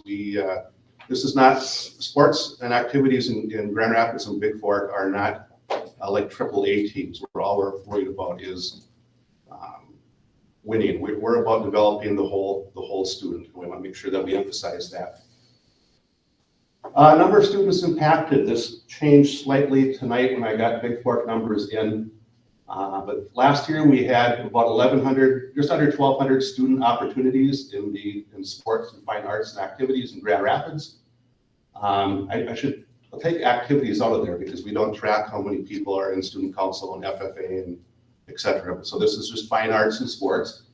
Robert J. Elkington last year had 410 student opportunities, which is an increase of 54 students of the year before. And those Big Fork numbers changed to 159 total opportunities. I don't have the division between fine arts and athletics. So that total number changed slightly, but that gives you a rough idea of last school year. You know, what I've noticed looking back at some numbers is we're a couple, this year was a couple years past COVID, and those numbers are starting to level off and look similar to what we were before. And the last couple of years are similar, and the trend this fall looks like it's similar as well. So these are the activities that we offer both in Grand Rapids and Big Fork on the sports and fine arts side. Like this picture, Ann Campbell had this in last year's report, and I decided to keep it there. Here's some picture of some of our spring sports in 2023. Our baseball team on the left, we're section champions with the state. Middle group there, a couple of our track students, and the right-hand side is a softball student. And I'll make sure that next year when I give this report, I'll have I have some good pictures of Owen in soccer this year, so I'll make sure he's on there. Fine arts. On the left, I have a picture of the jazz choir last year performing at the jazz concert. It was exceptional, along with the jazz band. Cheerleaders, both in football and hockey, are part of our offerings. And on the right-hand side, we have this. I can't remember if that's a play or the musical from last year. Left-hand picture is our Captain's Leadership Council. It's an important part of what we do. It's trying to teach leadership skills. And on the right-hand side is our picture with a couple random officials from last spring. Just want to note that this week is Winter Officials Appreciation Week, so I wanted to make sure we got them in there. The high school league saying is we can't play without them, and they're extremely important to our events. Grand Rapids High School, including the middle school. So Grand Rapids has 63 teams that we schedule and arrange games and busing and so forth for. Big Fork had 10 for a total of 73 teams. The number of staff in the program, we have in Grand Rapids, we have 27 head coaches, over 100 assistant coaches, and I have trouble even keeping track of the volunteers, other than I know we have to get background checks on them, so I keep Casey busy with all of those. At Big Fork, we have, that number should actually be 8 head coaches and 9 assistant coaches. And I want to emphasize that our coaches really care about our students and connect with them. They don't just show up. They have a lot of things they have to do besides just coach. All our coaches complete the Why We Play State High School League curriculum with those emphasis. I want to note that the goal of our athletic programs is to win. but it is not our purpose. We prepare, plan, and play to win, but winning's not our purpose. These are the purpose of our athletic programs, and this is what the State High School League emphasizes in our teaching curriculum and our emphasis. Our coaches are committed. There's a lot of preparation. They don't just show up. They have to complete continuing ed requirements. That includes everything from, there was 4 components this year they had to do, including safety, concussions, etc., and then the why we play curriculum, and then a few others. They also have to complete a general rules session and a specific rules section every year. Every coach for every program has to prepare a philosophy and a mission and vision statement for their program. They are expected to communicate to parents their expectations and guidelines before the season begins. They prepare emergency action plans. So, for example, we have emergency action plans for every one of our sites for health-related issues, and they also prepare practice that. For example, this fall, or actually late summer, our football team went through some mock sessions of what could happen under various scenarios. So we had every physical therapist and a number of doctors from Grand Itasca there to walk us through how we handle things. And every sport does something similar to that. They also undergo formal observation in practices and games. They complete survey of parents, staff, and players every 3 years, and that rotates. This year, that survey will be for the winter sports. The fall sports, they prepared a professional development plan once every 3 years. This year it was fall, and then they are evaluated. This year, the spring, we'll have their review. Maybe some of the things you guys are interested, most especially in. This is our revenues versus expenditures. I'll just note that this is one of the few parts of your budget that has a revenue side that can be worked on, and that's something that we're trying to work on. We'll note that revenue was up this past year, and should be up again this year, but it always varies based on the number of home games versus away games, which fluctuates year to year, but those are the numbers from last year. This is the receipt side. We'll note that the kind of lighter green color, miscellaneous local revenue, that is advertising. We do a lot of advertising, and then you can't see the colors there. The light blue is donations, or actually the darker blue is donations, and what that means is that's our booster clubs. Our booster clubs pay for a number of our coaches, pay for equipment and so forth, and what we do is we make sure that the district pays for everything, and then we're reimbursed by the booster club. So they're not off buying things on their own without our knowledge. Expenditure breakdown. Very similar this year to past years in percentages there. I'll note that the green on the top, supplies and capitals, the gray are entry fees and dues. The gold color is transportation. That continues to increase. And it makes sense that it increased over fiscal year 20 and 21 during COVID, but it's even increasing more than that due to situations we have with transportation. We have to sub out our transportation quite often to charter companies, and that's getting more and more expensive to do, and more difficult to find locally. Our main local contractor is Shubat, and they are typically quite often busy too, so we have to go further away, which increases cost. Officials are not exactly broken out here, but those continue to increase.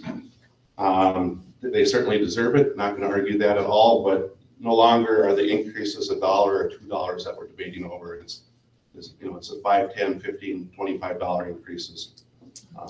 We just voted on some last week, last Wednesday at the Lake Superior Conference.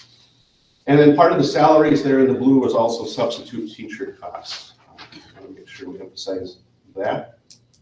Maybe that'd be better on this one. This is the salary breakdown. Substitute teachers are at the top in the blue, so that's the thinnest slice, but it has continued to increase over the past couple of years.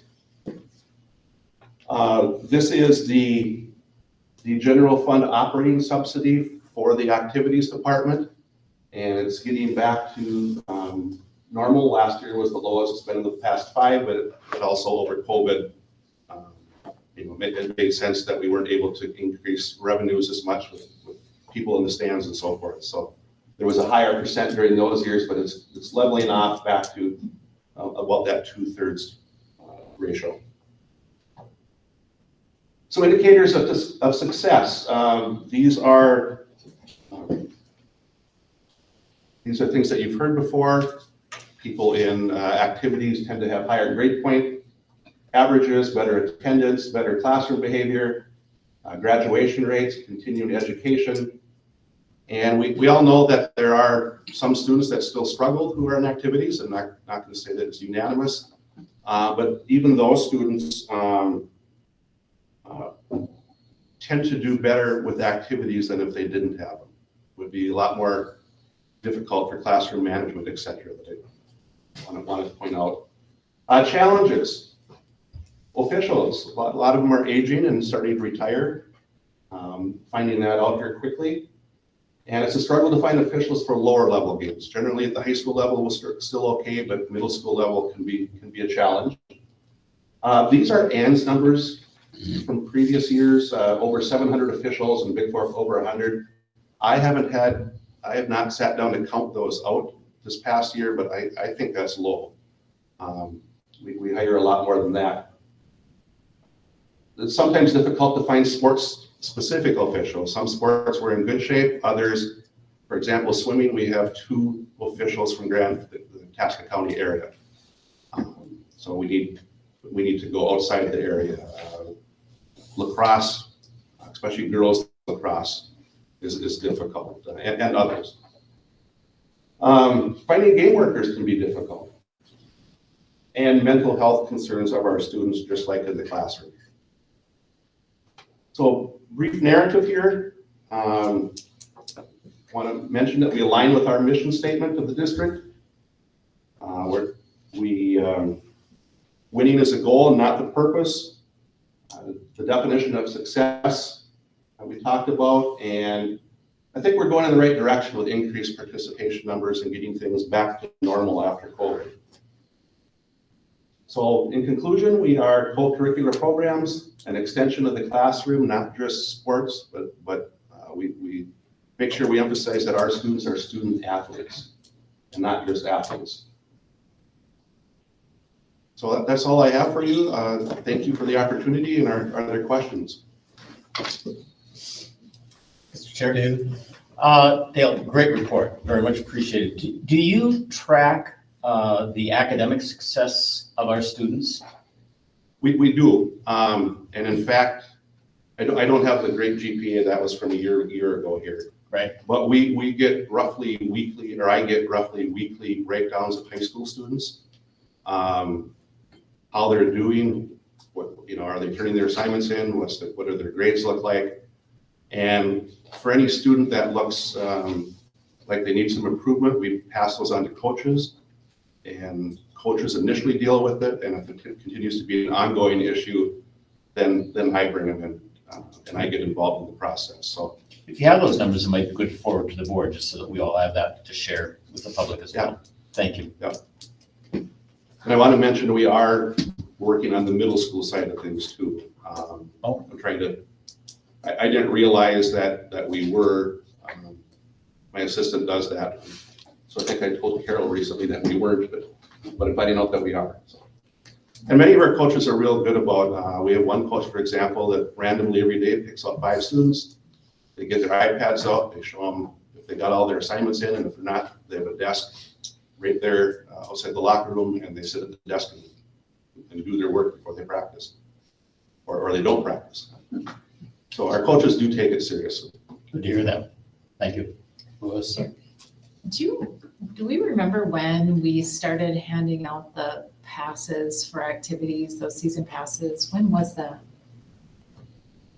You mean for the free and reduced lunch? Yeah, with the free and reduced for families Yeah, it that wasn't build this it year, it up. was the year before this. Yeah. 2 years ago. So the revenue, which is kind of cool, has increased even with us giving out free passes to families. Like, so, I mean, I just think that was, I think it was an idea of Ann, like, there was a bunch of folks there, but I'll credit Ann. But I love that it's still, you know, it's like, oh, if your kid's going, I might as well go too, or, you know what I mean? It's, so I think that that's great. I know that was a concern, would we lose revenue by doing that? We know the district would gain revenue, but would activities Yeah. lose revenue? And actually, it's proven to be just what you said. If an elementary kid comes, the parent has to come with them, they have to pay. Yeah. And we do that with a lot of activities. We have a student night where students wearing jerseys from that activity get in free from the younger level. Of course, not a lot of them would get in free anyway. Yeah. But parents come along and, they may play basketball or hockey or whatever the sport is, but our gates are always up for those events. Trying to figure out how to have more of them. That's great. Good report. Good report, Dale. Thank you. Thank you. Thank you.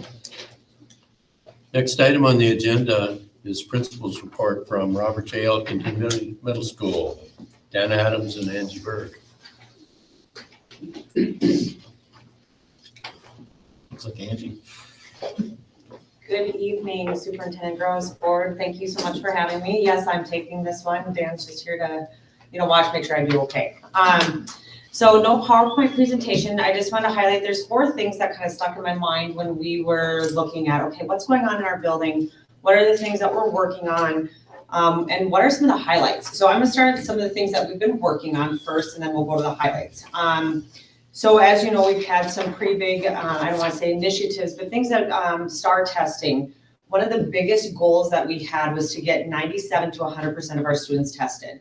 Well, in the middle school, not this year, but last year, we were at probably anywhere from 65 to 75%, depending on department or grade level. I can say right now, each testing subject is anywhere from 91% to 95%.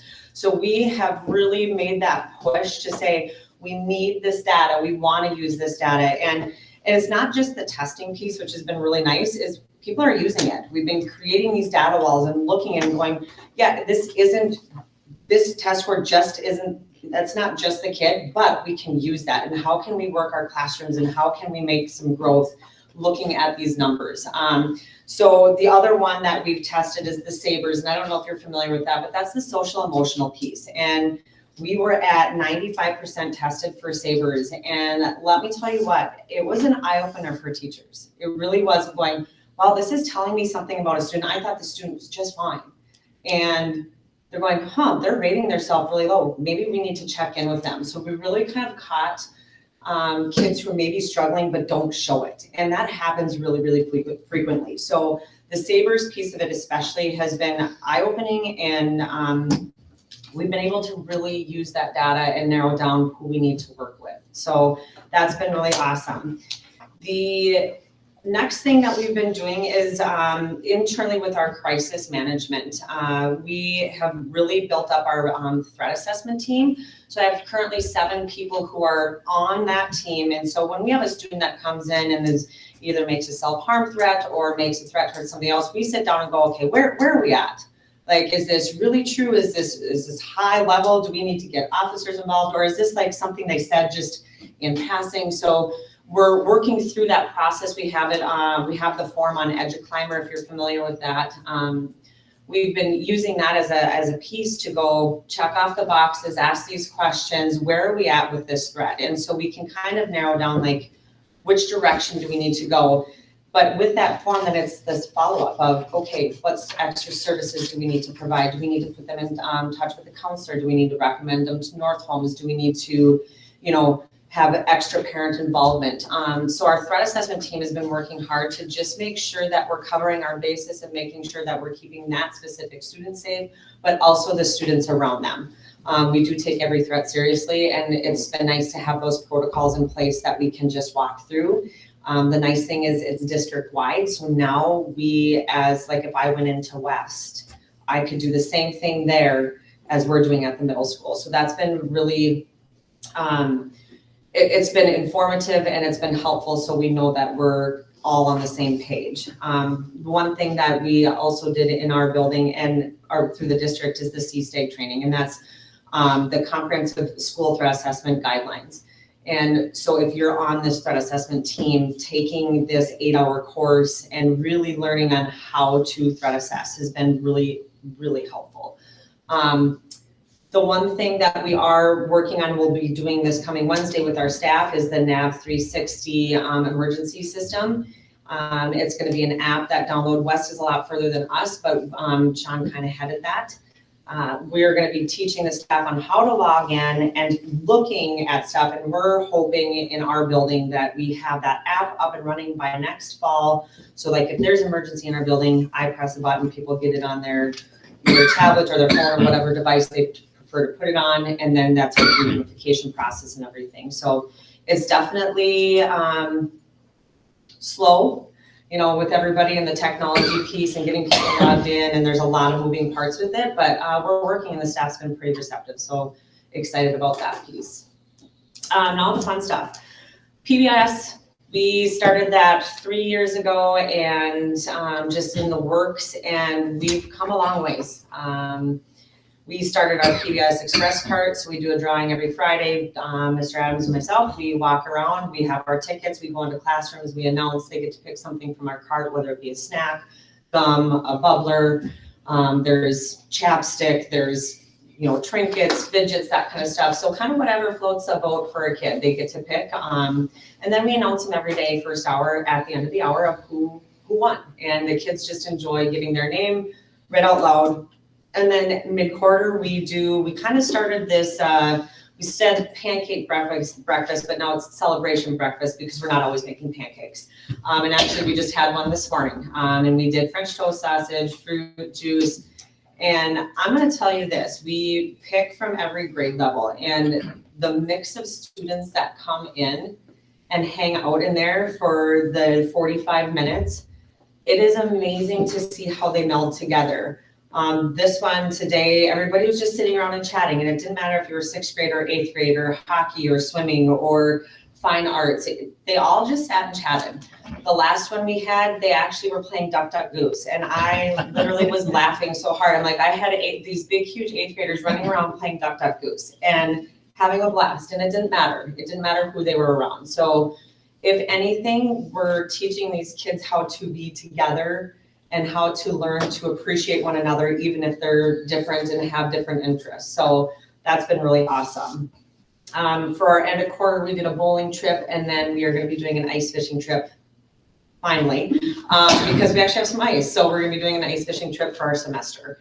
And we'll pull two different groups, and we'll get at least 20 to 30 kids who will be able to join in the fun on that, and we'll pick the tickets and whatever else. So that's been, it's been a long journey, but it's been a lot of fun, and it's paying off. I mean, I was just kind of looking at some of our stats today. I didn't want to bore with stats, but our number of fights, even from 3 years ago to today, are way down. Just the fighting in general was really, really bad. And that is just, you know, I'd love to attribute it to PBIS. I truly believe that it is. There could be a lot of other factors, but I'm going with responsible, respectful, safe, and clean. So the last thing that we're really excited about is our gym started a PTSA. So we actually now have a parent-teacher-student association. It was started running last year, but now we're really starting to roll. They decided to take on the 8th grade dance at the end of the year, which helps kind of relieve our counselors and our student council. They'll help out a little bit, but they've kind of overtaken that. And then they're going to do our end of the year celebration. So, you know, we're doing a lot more with less, and we know that, but PTSA stepping in has really helped out, and it's going to be a great partnership. So if anybody watching would like to join our PTSA, please feel free to contact us, and I'll put you in contact of who you can hang out with. So any questions for me? Any questions? No questions. Mr. Chair, yeah, of course. Thank you for a very interesting and illuminating report. One of the first things you reported on was STAR testing, that we have 91 to 95% of our students being tested. It's quite fashionable now to say, well, we shouldn't be teaching to the tests don't count. STAR testing is a little bit different. What is it and how is it used for the? So the nice thing about STAR testing is, so former math teacher, so I can really relate to that. When I was giving the STAR test, I could really look down at a student and go, here's where all of our standards are. Okay, I see a green, a green, a green. Okay, he's doing well in that. But then I see a red and I'm like, oh, there's some deficiency in, let's say, number sense or adding and subtracting fractions. So then I go, okay, there's a deficiency there, which is going to hurt you later when we're doing equations and whatever else. I need to get that student some extra help in that. And so the nice thing is when you look at your whole class, you can really start to group and go, okay, these 5 kids maybe need work here. These 5 kids maybe need work here. These are the kids who are really excelling. I need to push them more. So it's not just for the kids who are struggling, but it's for the kids who are excelling as well. And we can go, yep, they need more. What can we do to really push them? So it's not, I don't consider it teaching to the test. I consider it finding out where their strengths and weaknesses are and really fostering them, because, you know, ultimate goal is we want them to be successful moving on to the next school year. Because if they, language arts or math or science, if they don't have those skills and moving on, then they're just going to struggle even more, and it kind of compounds. So really it's not teaching to the test, but it's using that data to really fine tune how we help students. Thank you. Absolutely. Any other questions? Questions or comments? Great work, Ed. Thank you very much. I appreciate it. Thanks, Andrew. Thanks, Angie. Moving on the agenda, we're to organizational items at this point. Looking for a motion to approve the 2024 school board meeting calendar. So moved. Moved by Mindy, Second. second by Pat.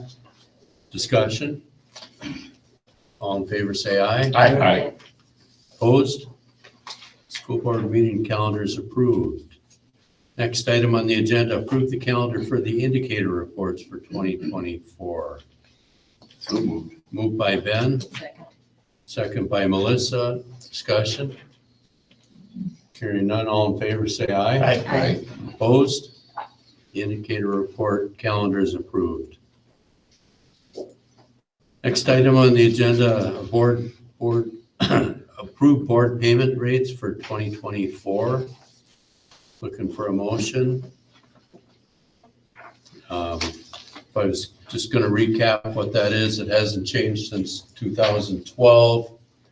Basic board rate is $2,500. And there's some stipends for extra meetings. So moved. Moved by Mindy, Second. second by David. Any discussion? Mr. Chair, on behalf of the board, I'd just like to recognize that the board salaries in 318 are just a little bit more than half of the state average and for districts our size.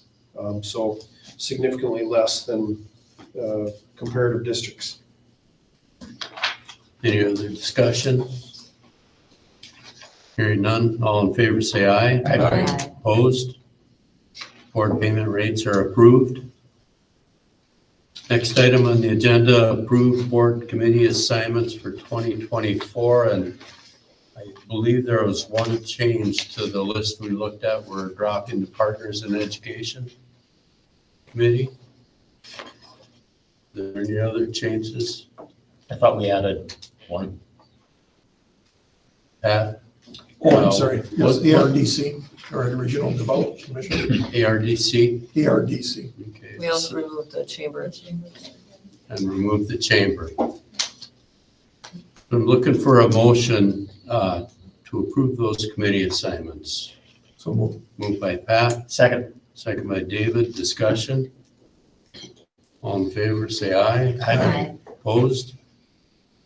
Committee assignments are approved. Next item on the agenda, approved designated financial institutions for school funds. So moved. Moved by Ben, Second. second by David. Discussion. All in favor, say aye. Aye. Opposed? Designated financial institutions are approved. Next item on the agenda, approve Kara Lundin to act as Chief Financial Officer and exercising the power of the school board and designating depositories for the district and initiating and delegating the responsibility for electronic fund transfers, and the assigning and releasing of collateral and letting and assigning of all contracts and construction change orders under $250,000 during the calendar year 2024. Looking for a motion. So moved. Moved by Melissa, Second. second by Ben. Discussion. All in favor, say aye. Aye. Opposed?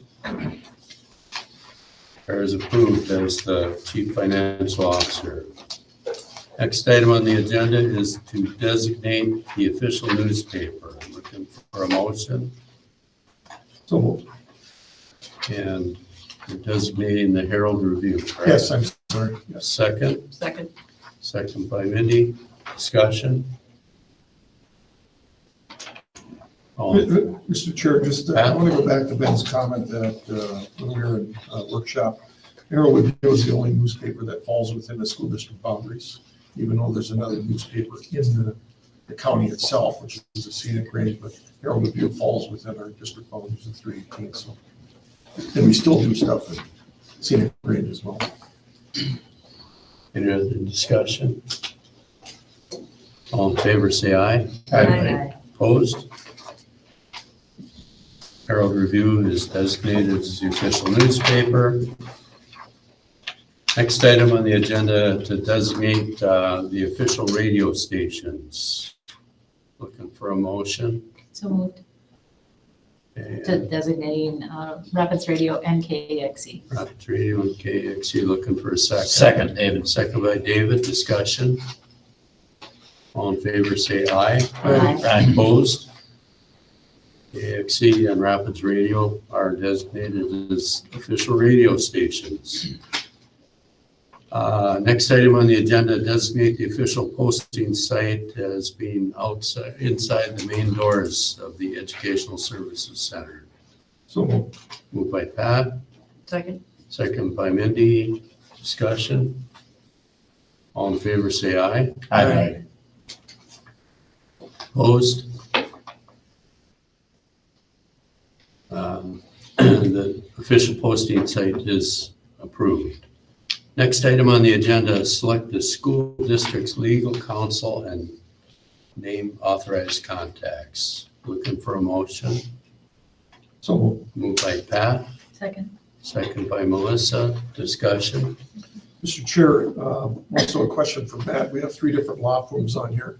I would assume, and I think based on what you told us last year, each one kind of has their own expertise.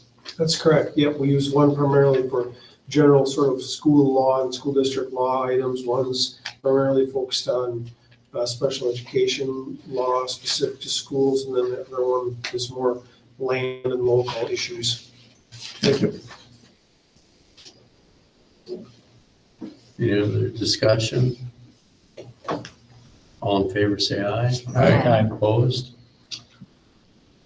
Legal counsel and authorized contacts is approved.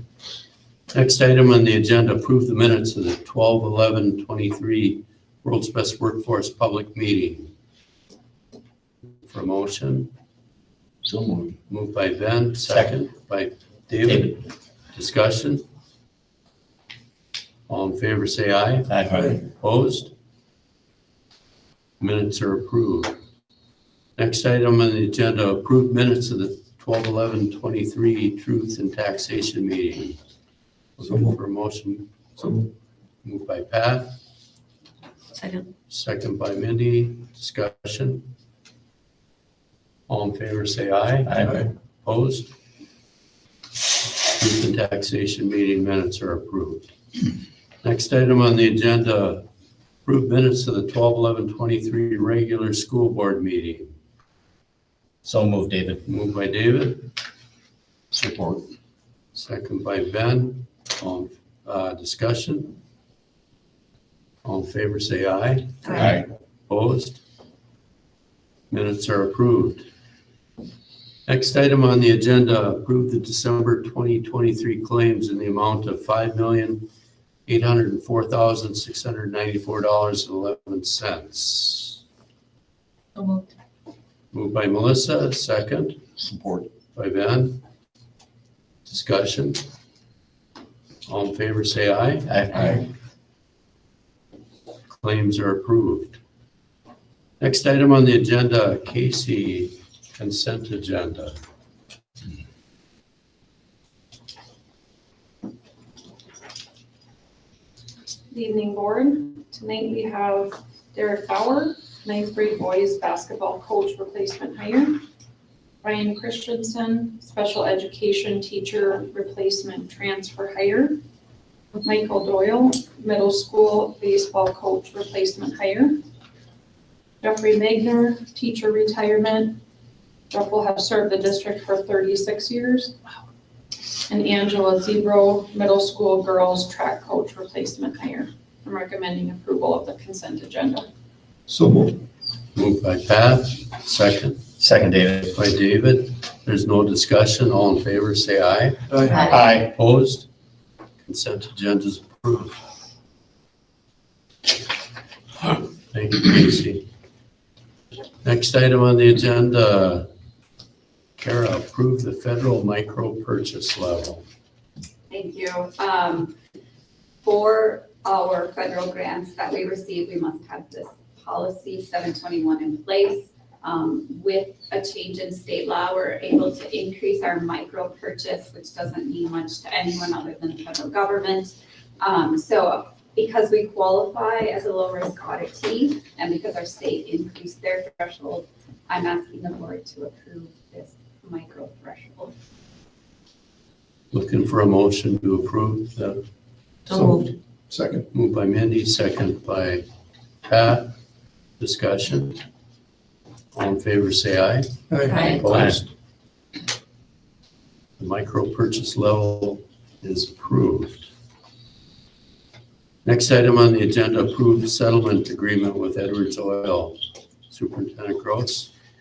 Thank you, Mr. Chair. Previously, the school district contracted with Edwards Oil for heating oil and fuel. And due to some accounting, missteps on Edwards Oil's case, they had neglected to do some things reporting wise to the state that resulted in financial deficit on their side or a failure to collect from the school district some taxes.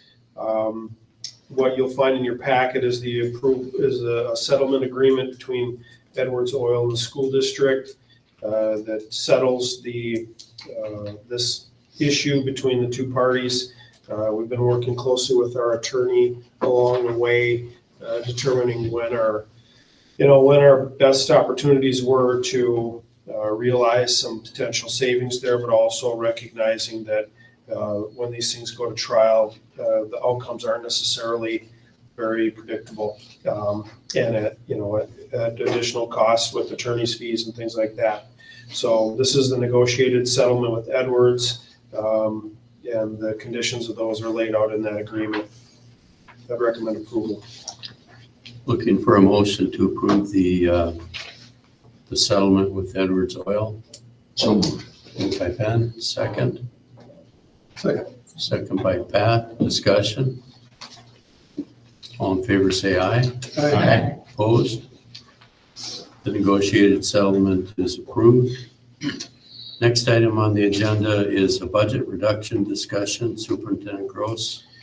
Yeah, just to recap, I guess, members of the board, Mr. Chair, as discussed in the work session, as laid out on October 9th, the estimated reduction amount or target amount for our budget for fiscal 25 was about $3 million. We've had some improvements in our position due to additional COVID funds remaining, as well as some unexpected revenue and some changes on the expense side. And after reviewing the details with board chair and treasurer, as well as our finance committee. The recommendation to the board is to make reductions in an amount no less than $1.2 million for fiscal year 25. That includes improving the condition of our fund balance, and to put us it's an important step for us to continue to build our financial stability. So that's part of the, kind of a synopsis of the reduction conversation we had during our work session and the basis for the resolution in item J.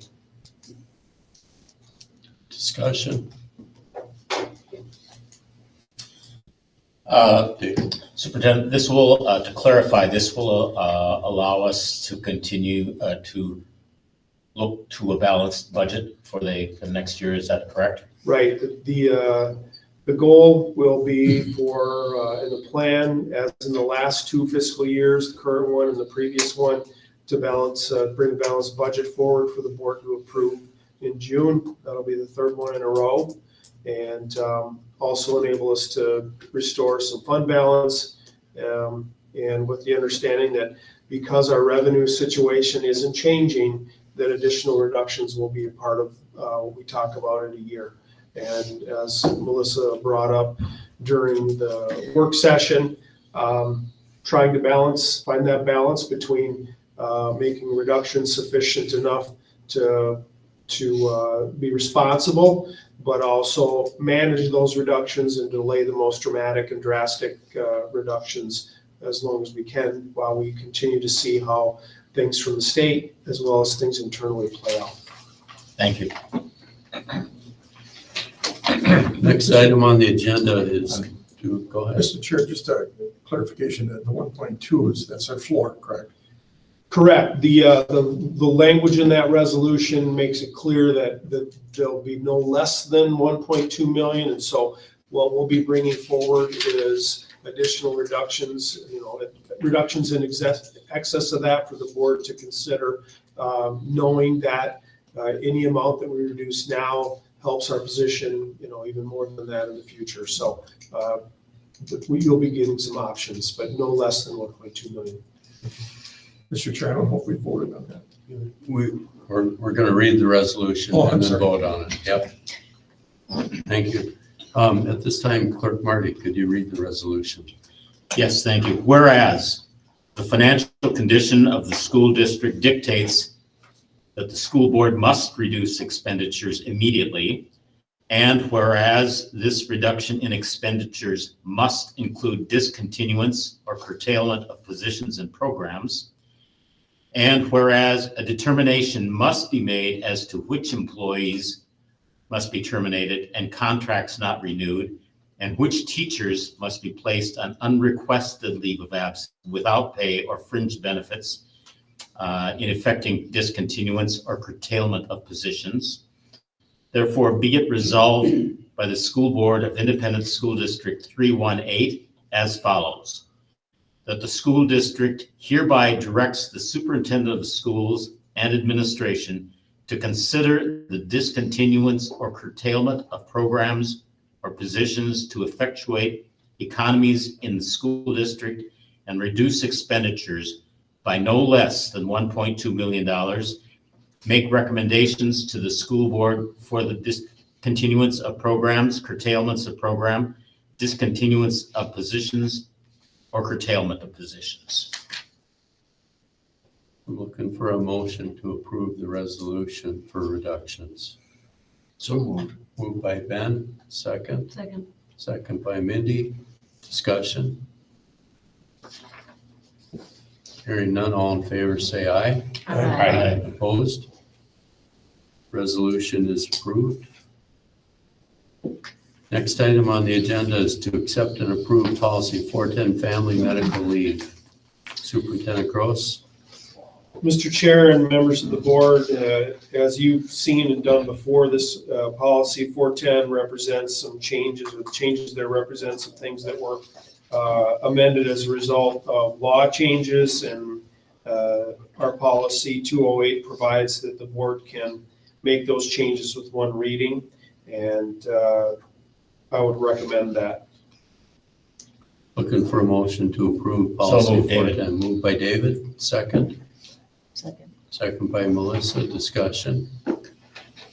All in favor, say aye. Aye. Opposed? Policy 410 is approved.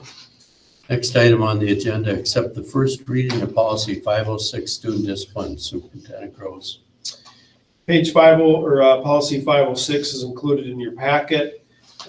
There were some revisions made due to recent legislations and some other language, changes how we're referring to students with disabilities, as prohibitions to the use of exclusionary practices. Again, that's out of law that was changed this last spring. And one of the other things that changed this last spring was a clarification around what constitutes a suspension, specifically that a one-day dismissal now counts as a suspension, something that wasn't the case before. The policy review committees reviewed this previously in December, and this will come back to you for approval next at our next meeting. Thank you. So that's a first reading. That'll come back to us. Next item on the agenda is to approve a lease agreement with Infinity Online for space at ISD 318 Ed Services Center. One of the benefits to relocating to this location was the consolidation of leases and saving both the district and taxpayers money. By the elimination of leases, specifically the Alternative Learning Center or Area Learning Center and others, one of the other benefits to moving here was having some space that we could then turn on and lease out to some educational partners. We've done that already with IASC and Invest Early. This last lease concludes kind of our lease agreements. This one is with Infinity Online. They occupy a room just down the hallway, going way back to 2004-ish when that was originated. It originated in IASC as Vital, an online learning program that our collaborative of districts designed as a way to make sure that our students stayed here, that our teachers were the ones teaching our kids, and to protect the integrity of that learning. It evolved over time and eventually merged with another program out of Brainerd, and our kind of area school districts have been very, very involved in the leadership there for a long, long time. And so again, this lease concludes the lease agreements with the tenants that we'll have here, again, providing some more resources and offsetting the operational costs of this building. Looking for a motion to approve that lease. So moved. Moved by Melissa. Second, David. Second by David. Discussion. Who is that person? Who's the director? Yeah. Currently, it's, let's see what day it is. It's the 8th. I only say that because it's been Jill McClure for many years. She's done an excellent job. She has one more week and then she's retiring. Okay. Yep, her replacement was just named today. That's good enough. Any other discussion? All in favor, say aye. Aye. Opposed? Lease is approved. Next item on the agenda, board reports. Owen and Summer, do you want to start off? Yeah, I can. Last meeting I talked about Pet Fest before winter break. So student council held a mini Pet Fest, which went very well. Throughout the Pet Fest, they recognized students at GRHS for various reasons, such as holding a leadership position, involvement in extracurricular activities, IB SIDS classes, and many more. And upcoming, they have Winter Pet Fest and Snowball. So starting January 29th, GRHS kicks off its first homecoming of 2024. Winter Homecoming Week is January 29th to February 2nd. Throughout the week, there will be multiple dress-up days, evening events, and the end of the week on Saturday, February 3rd is Snowball. For those unaware, Snowball is a semi-formal dance open to 10th through 12th graders who attend GRHS.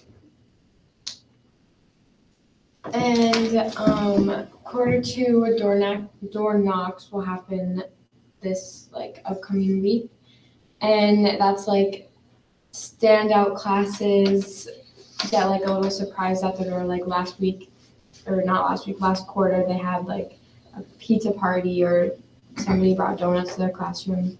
It's just like 10 or a couple classes, but HOSA Club taught 8th graders about career pathways, and choir had a successful winter concert and fundraiser. And our jazz band 1 class was nominated to perform at the 2024 Minnesota Music Educators Convention. Nice. So where's Snowball this year? Cohasset Community Center again. Okay. Good stuff. Thank you. Who'd like to go next? For going down the line, I guess I can. Mr. Chair, members of the board, just a couple of finance meetings from the last time our board meeting to now. And we had our Rams annual dinner towards the end of December. We honored 4 previous executive directors there. Nice event, nice dinner, good turnout as well. I mentioned today when we were at the Chamber Legislative meeting with the local legislators that I was on a conference call last week with the State School Board Association and our resolution tonight about cuts. And there was 37 school districts on that call. And I believe it was 30 of them were talking about having to do cuts as well. So it's not just us, it's other districts across the state as well. Even though the state legislature said they funded education to a level, obviously not with that. So again, I just want to point that out is that there's other school districts in the same boat as us across the state.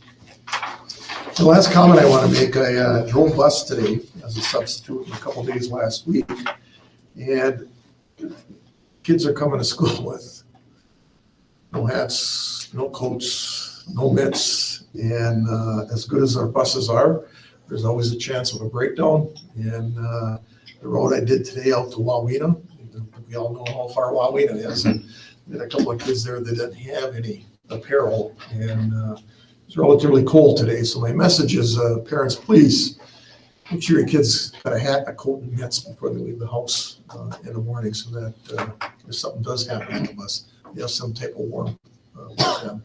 And even being parked at the transfer at middle school, a lot of kids don't. And I'm not sure why, but there's a lot of them not having their hat, coats, and mitts. My little message about trying to stay warm through the winter. Thank you, Mr. Chair. Thank you. Candy? Hats and mittens aren't that cool. I attended a wellness meeting, and their big focus is on mental health, especially for staff. So they've been doing a lot of wellness initiatives, and they're looking for grant money to do more. They're also looking at having wellness leaders in each building to work on each specific building and what they need. And a teacher, Lisa Hain, has been so good to volunteer to teach a strength and stretch class. I think it's once a month. It's actually Wednesday, January 10th at 4 p.m. at East Elementary in the Dave Gym. So if anyone's interested in that. Also, I attended a Rife Board meeting, and the big news there is that Chantel Dow, the executive director at the Rife Center, has resigned. And she's already had her last day, and they're in the process of looking for a new executive director. So that's going to be the focus for, at least the next couple months. Thank you. I had the opportunity to attend the Rams board meeting, and Pat reported on that. And I had the opportunity to sit in on a policy committee meeting, and superintendent reported on that. And that's it. That's it. Yeah. I attended the finance committee. Yeah, I do. Policy's already been reported on. I would just echo a little bit of what Pat's been saying. I sit on the Minnesota Chamber Federation Education Committee, and that is echoing a lot of what we heard today. And that, the funding, money came down, it came down with mandates. And I think one of our legislators today said 65 mandates or something like that got put down. And so while we had funding, the funding was kind of earmarked for things that were being put in place, not everything, but some of it. And so there is some concerns, and workforce is a big issue for the Minnesota Chamber. So they are paying attention to workforce development, and ISD is on their radar as career pathways and folks doing it right. So it's pretty cool. I was involved in some budget discussions in the past couple of weeks here, and the one other thing I would mention is Board Member Vara and myself met to discuss some possible changes to the international trips policy, and we'll be forwarding a recommendation to the policy committee for that. Superintendent's report. Thank you, Mr. Chair. Like Mark mentioned, a lot of meetings relative to the budget happening right now. It's an important work for us. And so, and those will be ongoing through the month of January and February. As we've kind of communicated before, we have a little bit of an accelerated, not a little bit, we have an accelerated timeline this year to try to get through those quicker, and that condenses and makes those some more challenging in some cases, but we have a plan laid out that we'll stick to. Had an opportunity last week to talk to the Commissioner of Education about the mascot issue. It's, came up today at the legislative meeting. A lot of people are curious and questions. Also had a chance to talk to some other superintendents that are involved in this. I think it's interesting, in the news a couple of weeks ago, War Road and the decision that was made around War Road and them keeping their mascot. And so there are a lot of questions, way more questions than answers right now. There's no answer about what this looks like or could look like. There's no answers about who's going to pay for this. And, consistent with our earlier action item, we're not in any place to be spending money changing a mascot. So a lot still up in the air on that. Appreciate the board and all its work, going through this organizational meeting and all the committees. It's a reminder of just all that goes on behind the scenes and in between meetings. And so appreciate all that investment of time. One of the things that came up during the referendum and questions coming out after that had to do with transportation. And so I did some follow-up on that and touch base with an individual that I worked with in the past who does analyses of districts, both that are interested in moving from a district-owned system to a charter system or a contracted system, or a contracted system to a district-owned system, because the question came up about, would we save money doing that? He's evaluated districts in outstate Minnesota as well as in the metro.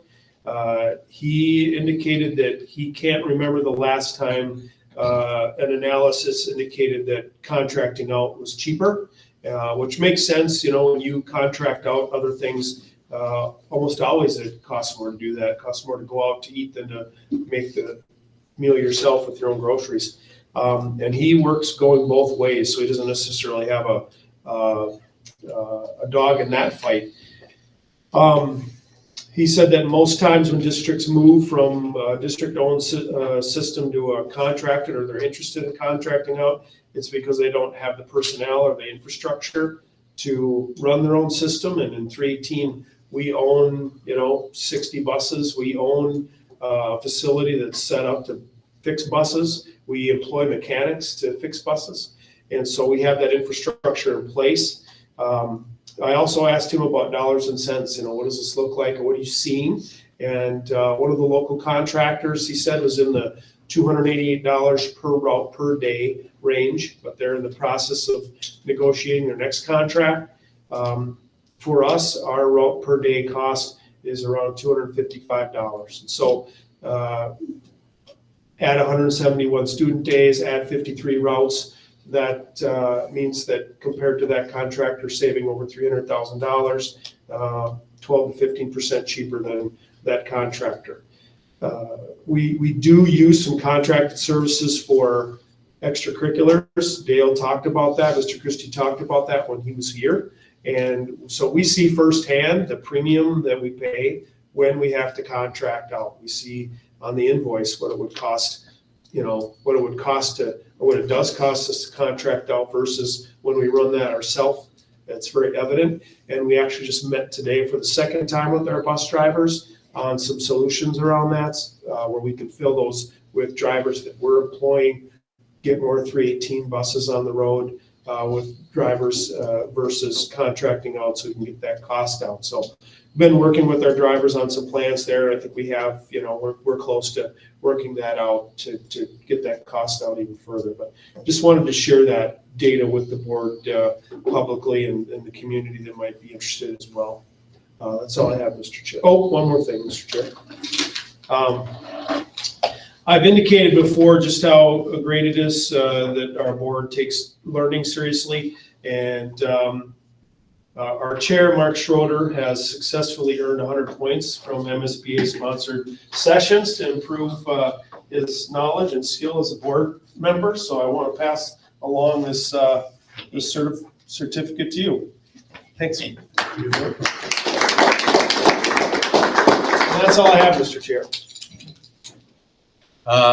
Upcoming meetings and are posted on the agenda. They're also posted outside or inside the main entrance of the Ed Services building. They're also on the district website. Is there any other business come before the board? Julie, has anybody signed up for public input? They have not. Meeting is adjourned.